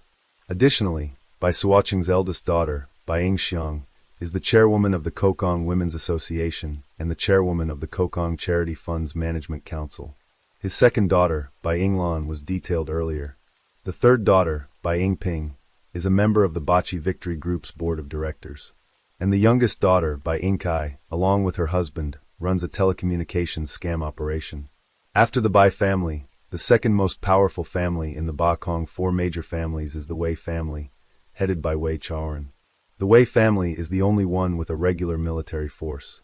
The other three families only have militias. Wei Chaoren's younger brother, Wei Huairan, is in charge of the Kokang Border Defense Brigade. Wei Huairan's eldest son, Wei Qingzong, is a supervisory committee member of the Kokang 1006 Border Defense Brigade and the mastermind behind the Weixing Technology Zone, known for being an inescapable scam area. Wei Chaoren's son, Wei Qingtao, Wei Rong's younger brother, was previously the deputy captain of the 21st Squad of the Kokang Police Force and is now the CEO of the Henry Group. The Henry Hotel and New Jinjiang Hotel in Kokang's Laokai are properties of the Wei family, serving as local landmarks and also as famous casinos. In comparison to the Bai and Wei families, the Lu Guoxi family ranks third and is considered the most low-profile among the four major families. Lu Guoxi, during the Communist Party of Burma era, was always a civil servant, holding the position of finance minister for the Northern Bureau of the Communist Party of Burma. After the 88 incident, he became the vice chairman of the Kokang Autonomous Region. Lu Guoxi initially ran businesses in mineral exploitation and border trade, with his ventures also involving casinos.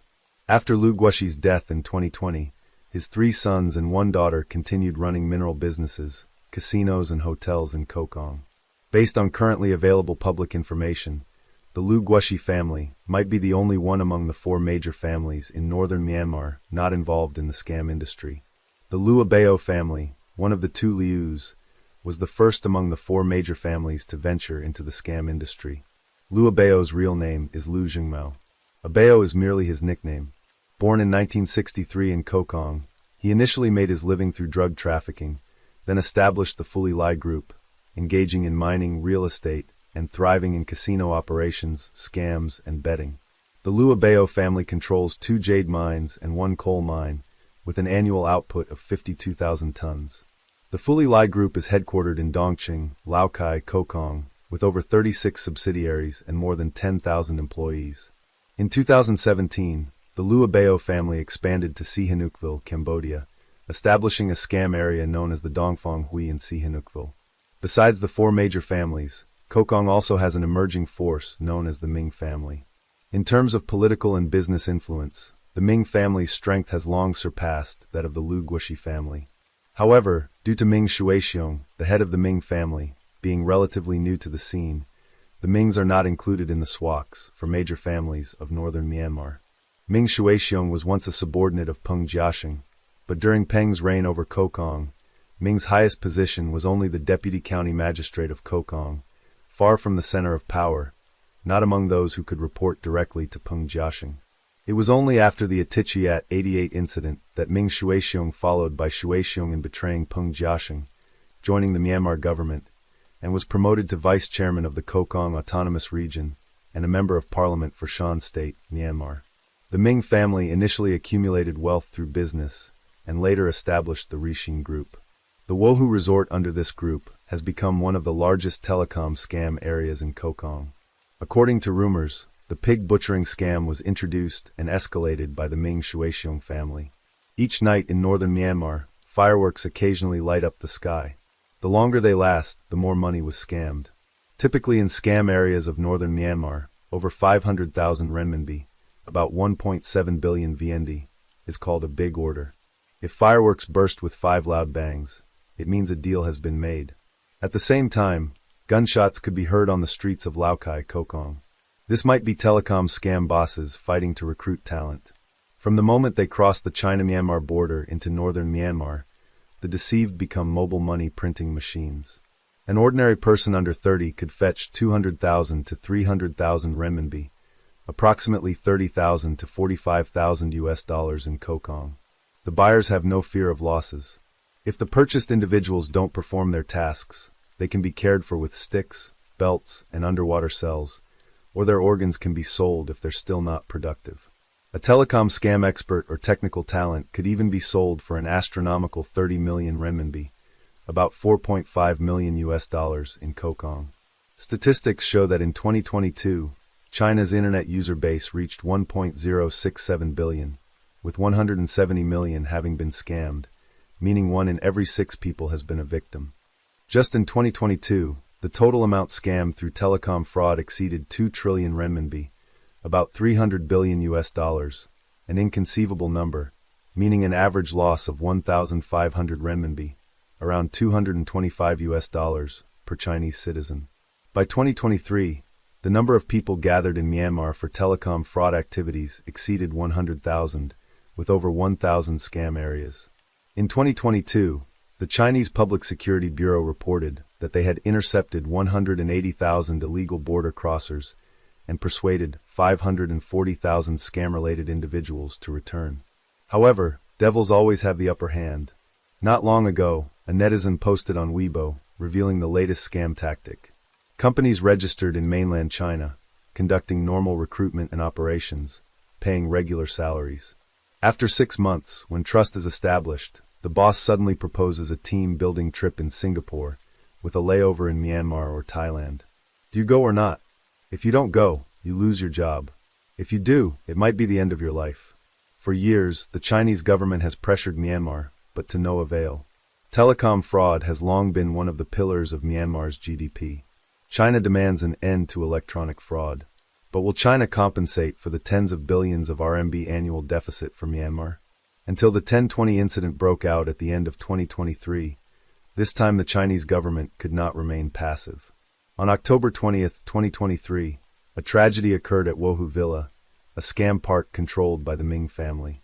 Under pressure from China's anti-fraud campaign, the Ming family's militia tried to move Chinese scammers in the park elsewhere that day. Amidst this, someone attempted to escape, and after being caught, the Ming family ordered gunfire, resulting in 4 deaths and 4 injuries. Chinese state media previously did not report on this incident, leading to numerous online rumors. Some claimed that among the casualties were many undercover Chinese police officers, while others suggested 70 Chinese citizens were silenced in the tragedy. A report from the United States Institute of Peace even stated that the 1020 incident was as tragic as the 2011 Mekong River massacre.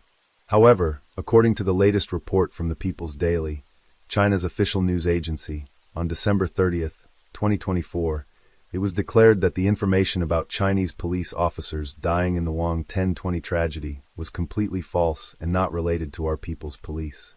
Therefore, in this area, reports of the people's police being tortured are entirely rumors, with no such events occurring.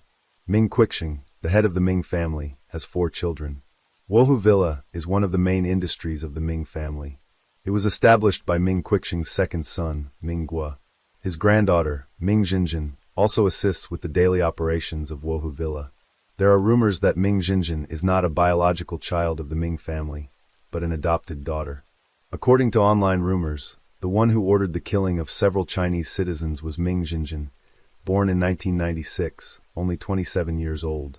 BBC reported that after the 10/20 incident, the Zhejiang Provincial Public Security Bureau in China issued a public arrest warrant for 4 members of the Ming family, Ming Qixing, Ming Guobing, Ming Zulan, and Ming Jinjin, while putting immense pressure on Myanmar's military government and by Suu Kyi, the head of the 4 major families in Kokong, demanding explanations from the Ming family members.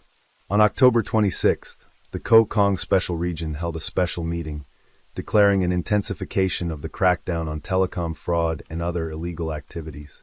Ming Qixing, Lu Jingmao, and others attended the meeting. This thief-crying thief performance was indeed well executed. 3 days later, Kokong erupted into Operation 1027. The scam leaders from the Bai, Wei, Lu, and Ming families were all apprehended. On October 27, 2023, Peng Dexin, the son of Peng Jiaxing and head of the Kokong Allied Army, issued a proclamation to the people announcing a military attack on the Myanmar military government, the force that had controlled the first special region of Shan State since the Akai 88 incident in 2009. The aim was to suppress telecom scam syndicates and the destruction of international civilization with the motto of national liberation. The Diang National Liberation Army and the Arakan Army also joined the fight with the Allied forces. Together, these 3 armies muster 15,000 soldiers. Hereafter, they will be referred to as the Three Brothers Alliance. This conflict is known as Operation 1027 or Operation Storm in Myanmar. After Peng Jiaxing's death in 2022, his elder son, Peng Dexin, took command of the Kokong Allied Army. This time, he used the pretext of eliminating telecom scam syndicates, firstly to gain support from the entire Chinese community, and secondly, to prove that the Myanmar military government and these scam syndicates were accomplices, thereby helping the Allied Army gain moral support. On October 30th, the Myanmar military government raided the Ming family's Wulong Resort scam area, arresting over 700 Chinese nationality scam members and handing them over to China. On the same day, Myanmar's military government commander-in-chief, Min Aung Hlaing, accepted an interview with Phoenix TV, admitting that the military government had been ineffective against the leaders of scam syndicates in northern Myanmar due to their negligence. On October 31st, an additional 300 members of the Wohu Villa scam group were arrested while trying to flee. However, by this point, the Myanmar military government's remedial actions were clearly too late. The Three Brothers Alliance launched Operation 1027, ostensibly to eradicate scam groups, but in reality, it was also to avenge the 88 incident from over a decade ago. By November 8th, the Three Brothers Alliance had captured 125 military positions from the Myanmar military government's forces. Initially in Shan State, Brigadier General Aung Kyo Loon of the Myanmar military government's 99th Division was killed in a bombing. The deputy commander of the 113th Mobile Brigade and 7 other officers also died in the conflict. Prior to this, Wei Qingtao, the second son of Wei Chaoran from the Wei family, Lu Jingyi, the brother of Lu Abeo from the Lu family, and 11 other scam leaders were arrested in China. However, in October 2023, China and Myanmar organized the Ashusha Folk Song Contest and Friendship Sports meet in Linsong, Yunnan. Wei Qingtao, Lu Jingyi, and Bai Huiquan, son-in-law of Ming Xuexiang, represented Kokong in the event. However, just days after arriving at the Intercontinental Kunming Hotel, they were taken by Chinese law enforcement. On November 12, 2023, Wenzhou police in China issued an arrest warrant for 4 individuals, Ming Xuexiang, Ming Guobing, Ming Zulan, and Ming Jinjin, offering a reward of 10.5 million renminbi for any useful leads. On the same day, videos of confession and surrender calls recorded by the arrested Wei Qingtao, Lu Jingyi, and Bai Huiquan while in detention spread online. For days after the arrest warrant was issued, on November 16th, 3 of them, Ming Guobing, Ming Zulan, and Ming Jinjin, were captured by Myanmar authorities and handed over to the Chinese police. A day earlier, Ming Xuexiang had committed suicide out of fear of prosecution while being pursued, and his body was transported to the China-Myanmar border by Myanmar authorities in an ambulance, where his identity was confirmed by the Chinese side before being handed back to Myanmar. On October 21st, The Chinese Ministry of Public Security announced that they had taken in a total of 31,000 telecom scam suspects handed over by local law enforcement in northern Myanmar. On December 10th, Chinese police issued another major arrest warrant, offering a reward of 10.5 million renminbi for Bai Ingchong, Bai Inglan, Wei Huiran of the Wei family, Wei Rong, Wei Qingsong, Lu Abeo of the Lu family, Lu Jingmao, Lu Jigwang in West Mountain District of Kokong, northern Myanmar, Su Laufa, the town leader and scam group head, among others. Previously, there was an explosive piece of news online stating that on November 15th, when some members of the Bai family tried to escape Kokong by helicopter, the helicopter was shot down and exploded, killing everyone on board, including Bai Ingchong, Bai Inglan, and her husband. Some media even published pictures of Bai Inglan's body. However, considering the arrest warrants issued by the Chinese police for Bai Ingchong and Bai Inglan, the previous news about the helicopter explosion was likely a smokescreen deliberately released by the Bai family to attempt an escape. On January 30th, 2024, a chartered flight of Chinese civil aviation landed at Kunming Changshui Airport in Yunnan. On board were dozens of armed Chinese officers, as well as Bai Suocheng, Bai Ingchong, Wei Huiran, Lu Abeo, Lu Jingmao, Su Laufa, and others who had been handed over by Myanmar. The serious crime suspects from northern Myanmar, currently Bai Inglan, Wei Rong, Wei Qingsong, and Lu Jigwang, are still on the run. However, including the Ming family, the 5 major families in northern Myanmar have been significantly weakened.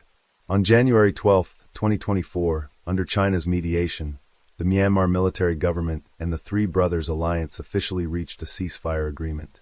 This military operation helped the Kokong Allied Army regain control of the Kokong region. By the end of January 2024, 44,000 telecom fraud suspects from northern Myanmar had been repatriated to China, including 171 masterminds, leaders, and core members. Thus, the video has ended. Whether or not Operation 1027 was a proxy war, one thing is certain. The situation in Kokong has changed once again. The telecom scam syndicates in northern Myanmar have finally been uprooted, but telecom fraud has not disappeared entirely. The case of Wang Xing serves as a warning to all of us. Even outside of northern Myanmar, other areas in Southeast Asia are rife with dangers. Scam tactics are becoming increasingly sophisticated, making them hard to guard against. If rescue only comes when it becomes a hot topic on social media, what can ordinary people do? Therefore, each of us must equip ourselves with knowledge and vigilance to avoid falling into the traps of scammers.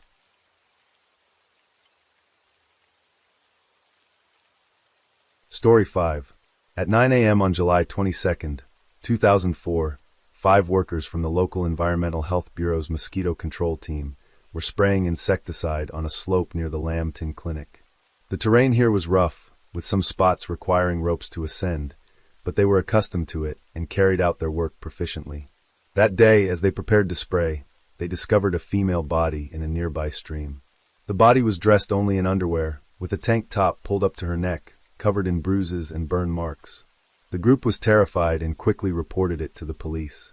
Upon receiving the report, the police rushed to the scene to investigate. The victim was a plump woman whose body had bloated and who had been dead for at least several days. Further examination at the scene led police to find a shopping cart, an orange blanket, a green shirt, black trousers, and over 10 glass bottles on a large rock not far away. Based on the scene's evidence, the police determined that this was not the original crime scene. Instead, after the murder, the victim was placed on the cart, taken to the mountain's edge, doused with a substance to destroy the body and other evidence. The perpetrator did not expect that such a desolate place would have a regular mosquito spraying team, thus exposing the crime. Additionally, about 20 meters from where the crime occurred, the police found some personal belongings, including an ID card and cash. The ID card identified an 18-year-old female named Lu Meiying. Although the victim's face was completely destroyed by acid, the initial assessment from the ID photo confirmed that the card belonged to the victim, as both were obese. Of course, the victim's identity and the exact cause of death still required verification. Because the victim weighed over 200 kilograms and the scene was near a steep slope, the fire department had to strap her onto a stretcher before moving her. Now, the police began to investigate whether the ID card belonged to the victim or was accidentally dropped by the killer during the crime. They tracked down Lu Meiying's family, who said they had not seen or heard from her in a long time.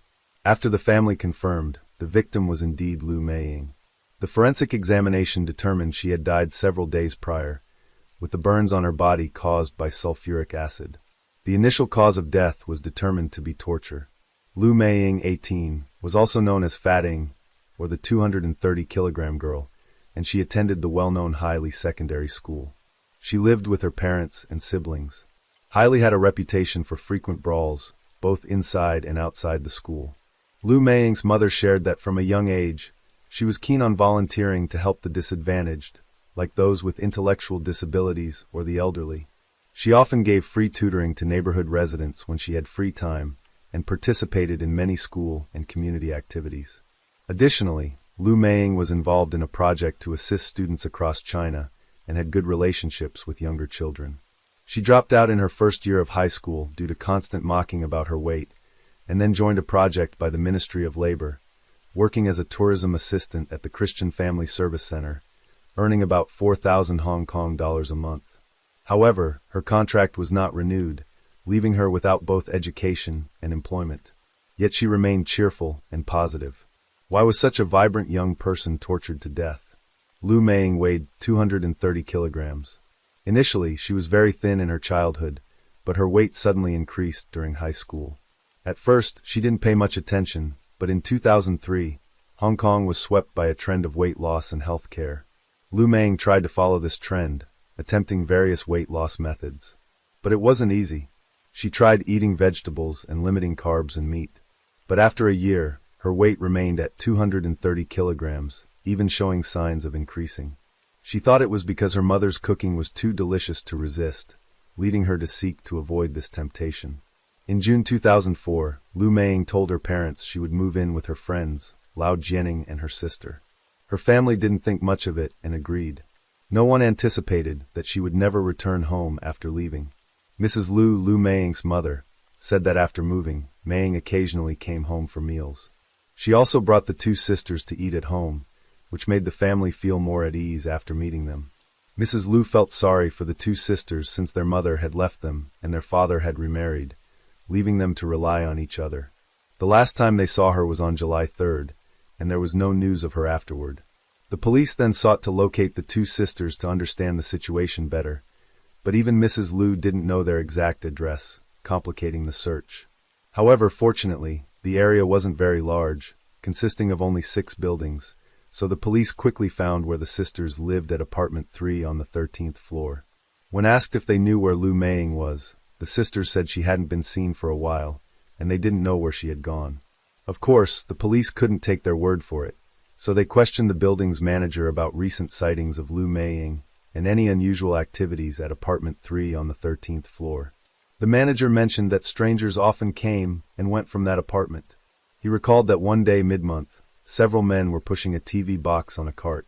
After checking the security camera footage, the police found that around 4 a.m. on the 16th, some young men were seen pushing a cart with a TV box out of the building, and when they returned, neither the cart nor the box was seen again. Moreover, the police discovered that on the 14th, Lu Meiying entered the building but was never seen leaving. The police suspected that the box contained not a TV but Lu Meiying's body. Following this, the police expanded their investigation, bringing over 20 of Lu Meiying's close friends to the station for questioning, including the Lao sisters. They also found traces of blood on the walls of apartment 3 on the 13th floor that had been cleaned. Ultimately, the police identified 14 teenagers among those questioned who were connected to the crime and arrested them. The youngest was 13, and the oldest was 21. The police believe that the initial crime scene was indeed apartment 3 on the 13th floor, where these 14 young gang members gathered. Most of the 14 arrested had criminal records. For example, the oldest, 21-year-old Du Jinwu, had a history of robbery, smuggling, and drug trafficking. Lao Jianing was Du Jinwu's girlfriend. The second defendant, 18-year-old Huang Jingwei, had a prior conviction and time in a rehab center. 15-year-old Fan Haowei had a record for assault. The most shocking was 14-year-old Lin Weisher, already with a record for buying and selling incense. This shows how dangerous this gang was. So why was someone like Lu Meiying, with her character, mingling with them? These youths had never met Meiying before. They only became close through Lao Jianing. After moving into Jianning's apartment, Lu Meiying met this group. Having been ostracized by peers since childhood, Lu Meiying yearned to be friends with them like Jianning was. After Lu Meiying entered the building, she was never seen leaving, and blood traces found on the walls in the apartment were confirmed to be hers. At this point, knowing the evidence was irrefutable, the young gang members one by one admitted their actions.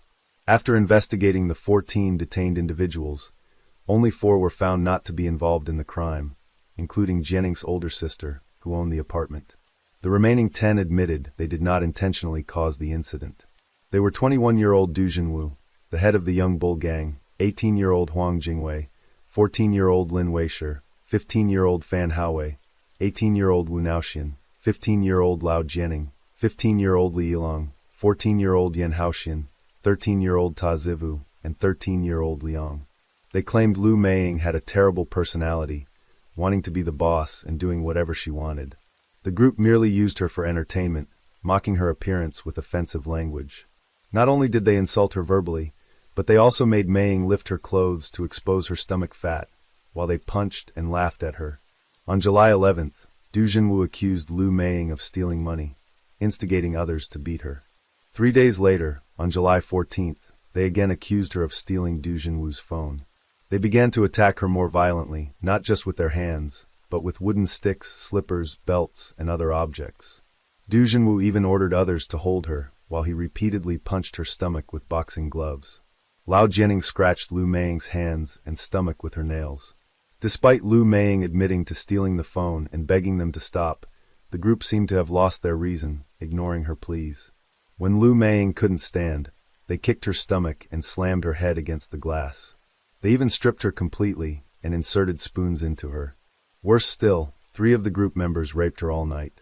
At 6 a.m. on July 15th, the young gang found Lu Meiying seriously injured and lying weakly in the living room, but left her there to go out for breakfast.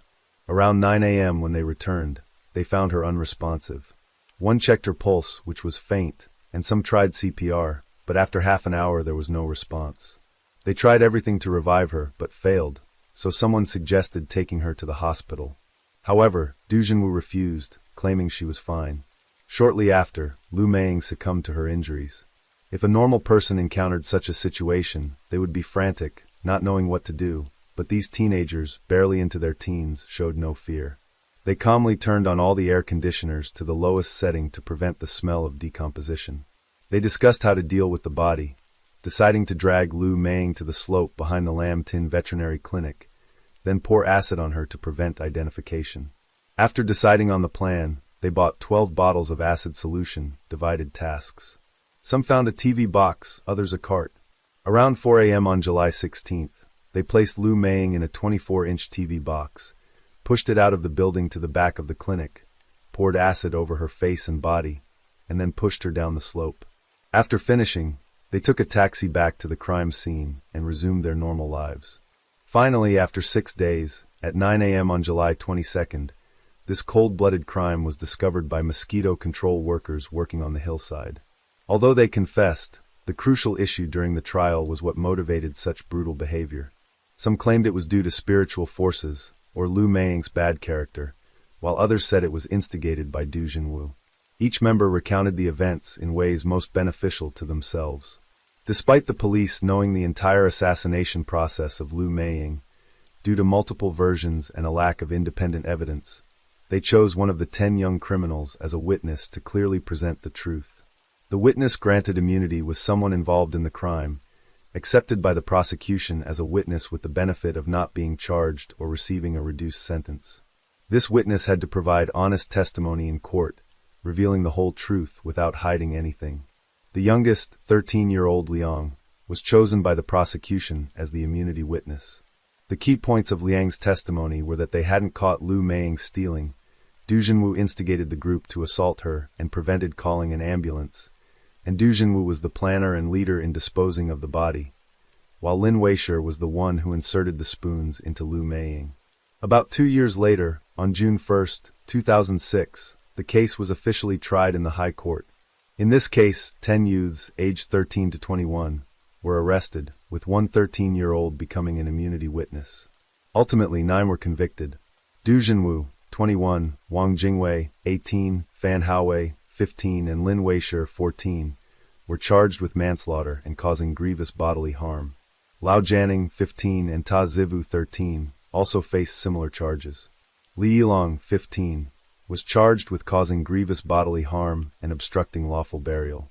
Yan Haoxian, 14, was charged with causing grievous bodily harm. Among the 9, only Li Yilong and Yan Haoxian were not charged with murder. During the trial, the defendants' lawyers argued that the lack of proper parental guidance and their remorse, even praying for the deceased while in jail, should be considered. Despite the sincere pleas, some defendants still smirked or even dozed off during the trial. Finally, on August 3, 2006, after nearly 30 hours of discussion, due to a lack of specific evidence for murder, the court decided that the 9 defendants were not guilty of murder, but found 6 guilty of manslaughter, while Ta Zivu was immediately released without prosecution. On August 25, 2006, the court convicted 8 defendants of manslaughter, serious assault, and desecration of a corpse. 7 received sentences ranging from 3 to 9 years, while 1 was sent to a rehabilitation center. Du Jinwu and Huang Jingwei received the longest sentences at 9 years, reduced to 6 years after accounting for time served. Lao Jianing, the only female defendant, was sentenced to 4 years and 6 months. After the sentencing, most of the defendants' relatives felt relieved, some even smiling happily. Public opinion believed the sentences were too lenient, but Huang Jingwei thought his 9-year sentence was too harsh, leading him to appeal in 2008. He argued his crimes were similar to Wu Naiakshan's, who only received 5 years. The appeal court eventually reduced his sentence by 1 year. The victim's family expressed dissatisfaction, feeling the sentences were too light and the defendants showed no remorse, even laughing in court. Conversely, the defendants' families thought the punishment was a bit too harsh. Lao Jianing's father claimed it was all because children were playful and thoughtless, leading to an accidental escalation. Lu Meiying's father stated that no matter how long they stayed in jail, it wouldn't help, as they would surely harm society again after release. Astonishingly, years later, this prediction came true. After being released, Du Jinwu broke into a school on November 5, 2014, stealing 8 laptops and 2,600 Hong Kong dollars. Other members also continued to commit crimes upon release. Of course, the entire criminal behavior of this gang cannot be blamed on family education, similar to the living environment of the Lao sisters, where one sister was involved in the crime while the other was not.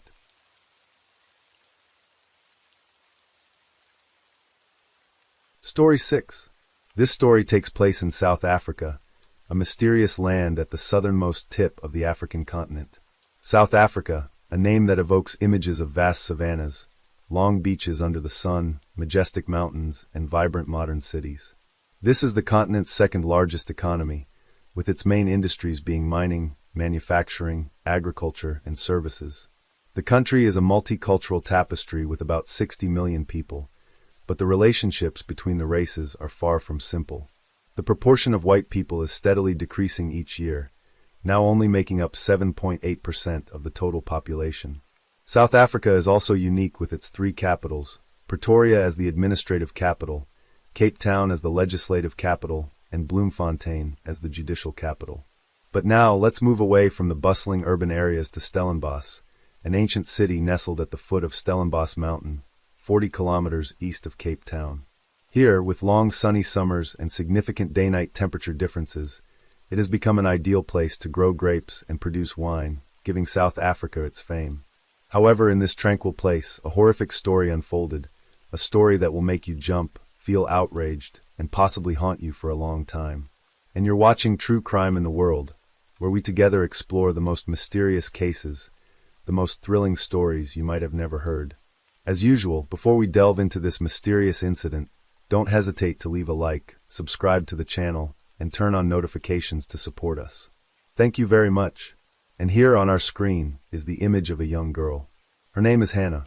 Born and raised in beautiful Cape Town, Hannah was fortunate enough to grow up in an upper-class family, with a father who was a judge and a mother who was a lawyer. But Hannah was not just any privileged girl. From a young age, she was known for being smart, diligent in her studies, and having many passions.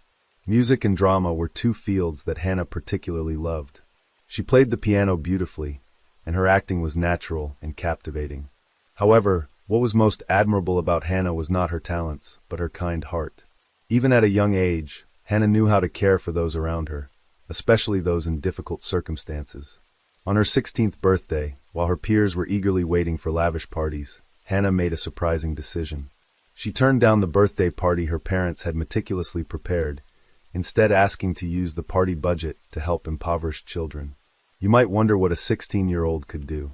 But Hannah proved that even at a young age, one can do meaningful things. She used that money to buy food and essential items, personally delivering them to less fortunate children. As time passed, Hannah grew up. In 2015, this kind-hearted girl excelled in getting into the prestigious Stellenbosch University, where she pursued humanities. The university, located in Stellenbosch, 40 kilometers from her beloved hometown of Cape Town, is one of South Africa's top and oldest public research universities. Hannah moved into the Irene Women's Dormitory near the university, starting a new chapter in her life. Concerned about her daughter's commute, Hannah's parents planned to buy her a car. But once again, Hannah surprised everyone with her maturity and altruism. She gently declined this big gift, believing the money could be used for more meaningful purposes. Instead of accepting a new car, Hannah decided to use her grandmother's 30-year-old Volkswagen City Golf, which was blue old, but still functional. And Hannah's university life wasn't just about books and lectures. She dedicated time to charity work, especially animal protection. Her kindness and open nature helped her make many friends, including a special young man named Ceslin. Ceslin, 22, was also a student at Stellenbosch University, studying theology. He was an energetic guy, loved sports, and was particularly passionate about skateboarding. His skateboard was always by his side. Though they studied different majors, Hannah and Ceslin quickly found a soulmate connection. They could talk for hours about everything from daily trivialities to big dreams and ambitions. Their friendship grew closer, but fate had a cruel challenge in store for these two young friends. On a May evening in 2017, the lives of Hannah and Ceslin took a completely different turn. On May 26, 2017, a Friday night, at Stellenbosch University, students had just finished a stressful week. Hannah, then 21, and in her second year, decided with her close friends to go to a bar near the university to enjoy the weekend atmosphere. Stellenbosch at night is always lively and bustling, especially on weekends. The bar that night was packed with people. The music was lively, the lights sparkled, and the air was filled with laughter and joy. Hannah and her friends found a comfortable corner, sipping their cold drinks, chatting away about everything under the sun. In that lively atmosphere, Hannah unexpectedly spotted Ceslin sitting with another group of friends. They quickly joined up, and the conversation flowed endlessly. That night, they played dominoes, a game very popular among South African students, but every party must come to an end. It was 3 a.m., and Hannah felt it was time to head back. She said goodbye to her friends, saying she would return to her dormitory first. Just as Hannah was about to leave, Ceslin also expressed his desire to go home. Initially, he planned to skateboard as usual, but seeing Hannah, he suddenly felt worried. It was late, the streets were quiet, and it was not safe for a girl to walk alone. Without hesitation, Ceslin offered to escort Hannah back. Even though they weren't officially a couple, perhaps each felt a special affection for the other. Hannah's place was not far, just 1.3 kilometers from the bar. They walked and talked, their laughter breaking the silence of the night. When they arrived, Ceslin was about to say goodbye, but Hannah was not at ease. She knew the area wasn't safe, with robberies occurring like daily bread. Thinking of Ceslin having to skateboard alone, Hannah was concerned. Hannah had a car, so she offered to drive Ceslin home. Ceslin lived at the Lavender Apartments, 2.2 kilometers away. Ceslin intended to refuse, not wanting to trouble Hannah, but faced with her sincerity and determination, he nodded in agreement. He carefully placed his skateboard in the back seat and sat in the passenger seat. At 3:23 a.m., Hannah's car pulled into the parking lot of the Lavender Apartments. Surveillance cameras recorded the car slowly stopping next to a white car, slightly out of view. Inside the car, Hannah and Ceslin were still engrossed in conversation. They seemed to have 1,000 stories to share. At 3:29 a.m., 4 figures passed by the surveillance screen. 4 men, moving stealthily, eyes darting suspiciously. They walked past Hannah's car and then faded into the darkness. These men were not law-abiding citizens. They were criminals living off theft and robbery. That night, They were stalking, looking for prey. At 3:32 a.m., 2 of the 4 returned. This time, they weren't sneaking. They went straight to Hannah's blue Golf. Inside the car, Hannah and Cecilin were still immersed in their conversation. The car door was unlocked, the window slightly ajar. They were completely unaware of the danger lurking right outside. As Cecilin was about to get out of the car, suddenly someone appeared by the driver's side, pointing a screwdriver at Hannah. Cecilin realized something was wrong, but immediately after, another person opened the passenger door and pointed a knife at Cecilin, threatening and ordering him to move to the back seat. The criminals quickly took control of the car. The one with the screwdriver pushed Hannah into the middle of the front seat, with Whitboy and Parsons on either side. The other 2 jumped into the back, pinning Cecilin in the middle. They searched the bags, taking Hannah's and Cecilin's phones and wallets. Frightened, Hannah begged them to take the items and leave. One of the robbers, named Julius, opened Cecilin's wallet to find only 40 rand, roughly equivalent to $2.50. Perhaps he was disappointed, or perhaps his conscience stirred. Either way, Julius decided to back out. He took the 40 rand, opened the car door, and ran into the night. The clock then showed 3:35 a.m. Without hesitation, Whitboy took the driver's seat, found the keys, and started the engine. At 3:39 a.m., the car sped out of the parking lot, leaving Julius behind. On the way, the 3 remaining robbers pulled Cecilin out of the car, stuffing him into the trunk. Hannah was trembling continuously, asking where they were going. The robbers said they just wanted to go home, and would return the car to her afterward. The car drove for over 10 kilometers, then stopped in a deserted alley. 2 of the robbers got out, bought drugs from some addicts, and then drove off. After going a bit further, they stopped by the roadside. These men got out of the car and opened the trunk, demanding Cecilin provide his bank card PIN. Cecilin was forced to give them a number. After driving another 10 kilometers, the car arrived at a gas station on the outskirts of Stellenbosch. Surveillance footage showed the blue Golf stopping in front of the convenience store at the station. One of the robbers, Whitboy, entered the store. He was wearing a padded jacket on top and black trousers below, holding Cecilin's bank card. He then stood in front of the ATM inside the convenience store for a few minutes, but he couldn't withdraw any money because Cecilin had given the wrong PIN. Leaving the convenience store, Whitboy returned to the car and drove away from the gas station. Through the surveillance footage, it was clear that Hannah was sitting in the passenger seat. Next, the car traveled 15 kilometers to Kryfontein. There, Whitboy and his accomplices bought and used drugs, conducting several transactions. After finishing their business, the car continued to move through the dark night. In the trunk, Cecilin was very anxious, continuously kicking the trunk lid to try to escape. Hannah seemed relatively calm, not screaming or causing a disturbance. However, the noises from the trunk soon irritated the group. At 5:30 a.m., the car stopped in a wild area in Kryfontein. Hannah in the car was terrified, asking the robbers why they stopped there. The answer she got was to have a smoke, rest for a bit. Whitboy and Parsons got out of the car, pulled Cecilin out of the trunk, and dragged him to a spot not far away. They pushed Cecilin to the ground, where he curled up, trembling uncontrollably, unsure of what he would face. Some of the robbers were very angry, saying that Cecilin had given them the wrong PIN, deceived them, and now he would pay the price. Whitboy and Parsons picked up a large rock from the ground and struck Cecilin hard on the head. By 10 a.m., in Kryfontein, a couple was watching TV in their living room. Suddenly, they heard cries for help from outside. They were surprised, opened the living room window to look out. In front of them was a young man with a face full of injuries. The couple was somewhat frightened, thinking he was a member of a local gang who had just clashed with someone, so they demanded he leave immediately. This young man was none other than Cecilin. He had severe head injuries, yet miraculously was still alive and conscious. He staggered, seeking help from people nearby. When he encountered this couple, he insisted they call the police. Realizing the severity of the situation, the couple complied. When the police arrived, they took Cecilin to the hospital.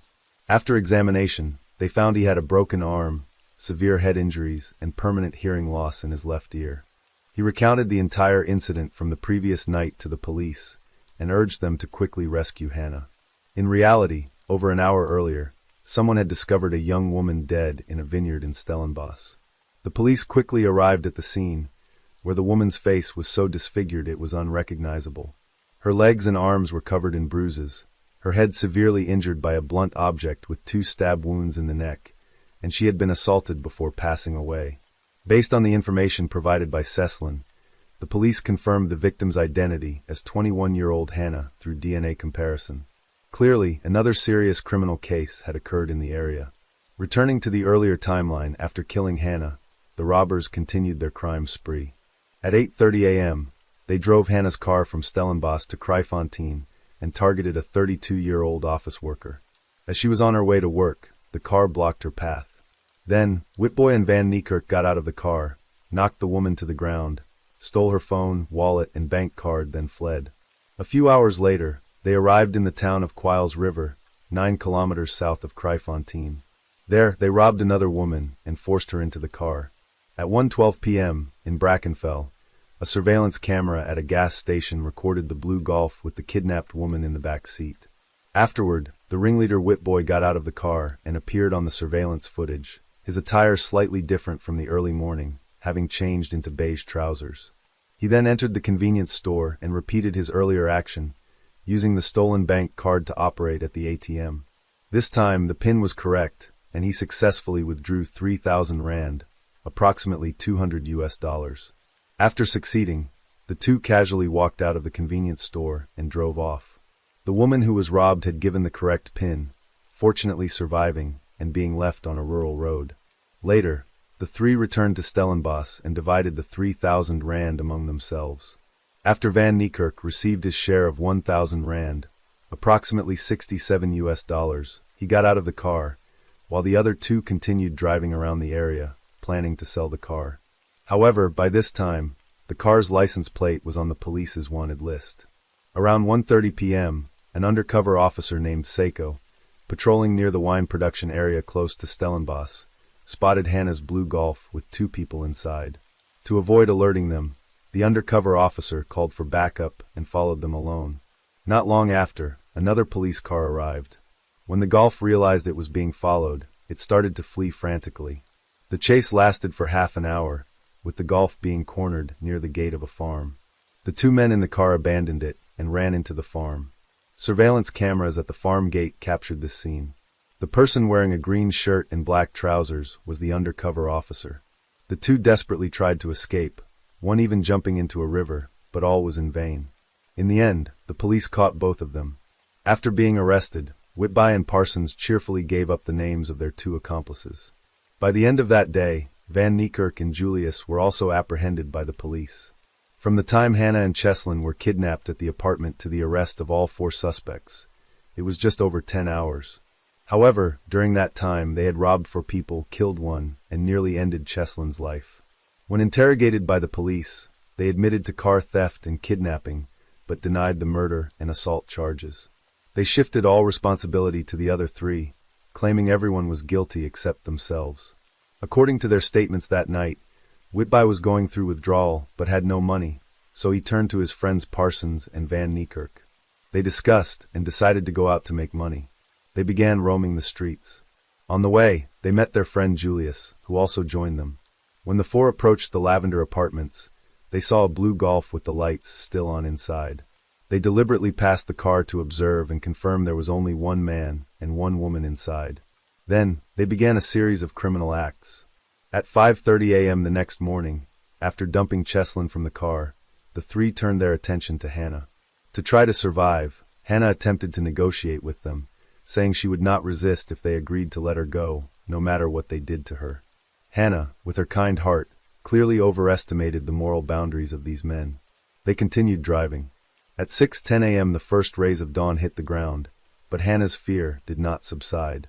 She began asking about Ceslin's condition. They told Hannah they had knocked him unconscious and tied him to a tree, and he would be fine when he woke up. Later, the car stopped at an unused paintball field, where the 3 men took turns assaulting Hannah, then stuffed her into the trunk. They had no intention of sparing her, instead driving to a vineyard in Stellenbosch, 19 kilometers from the paintball field. When the trunk was opened, Hannah was very frightened, but to survive and avoid angering them, she didn't resist much. As she thought she was about to be released, one of them pulled out a sharp screwdriver and thrust it into Hannah's neck. Then they found a 38-kilogram rock, lifted it together, and with all their might slammed it onto Hannah's head. Notably, during the investigation, the police discovered a potential fifth suspect possibly involved, referred to as Kafiki, which could be a nickname or alias. This person was believed to have participated in the crime at some point. All four suspects mentioned Kafiki during interrogation, but their statements about his involvement in specific crimes were inconsistent, suggesting they either couldn't or didn't want to reveal his true identity.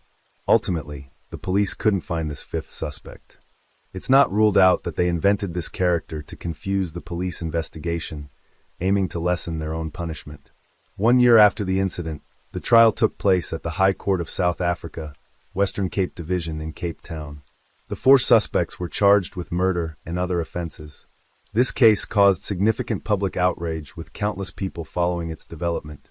In court, the prosecution presented a large amount of evidence, including footage from the parking lot, gas station, convenience store, and the 38-kilogram rock used in the crime.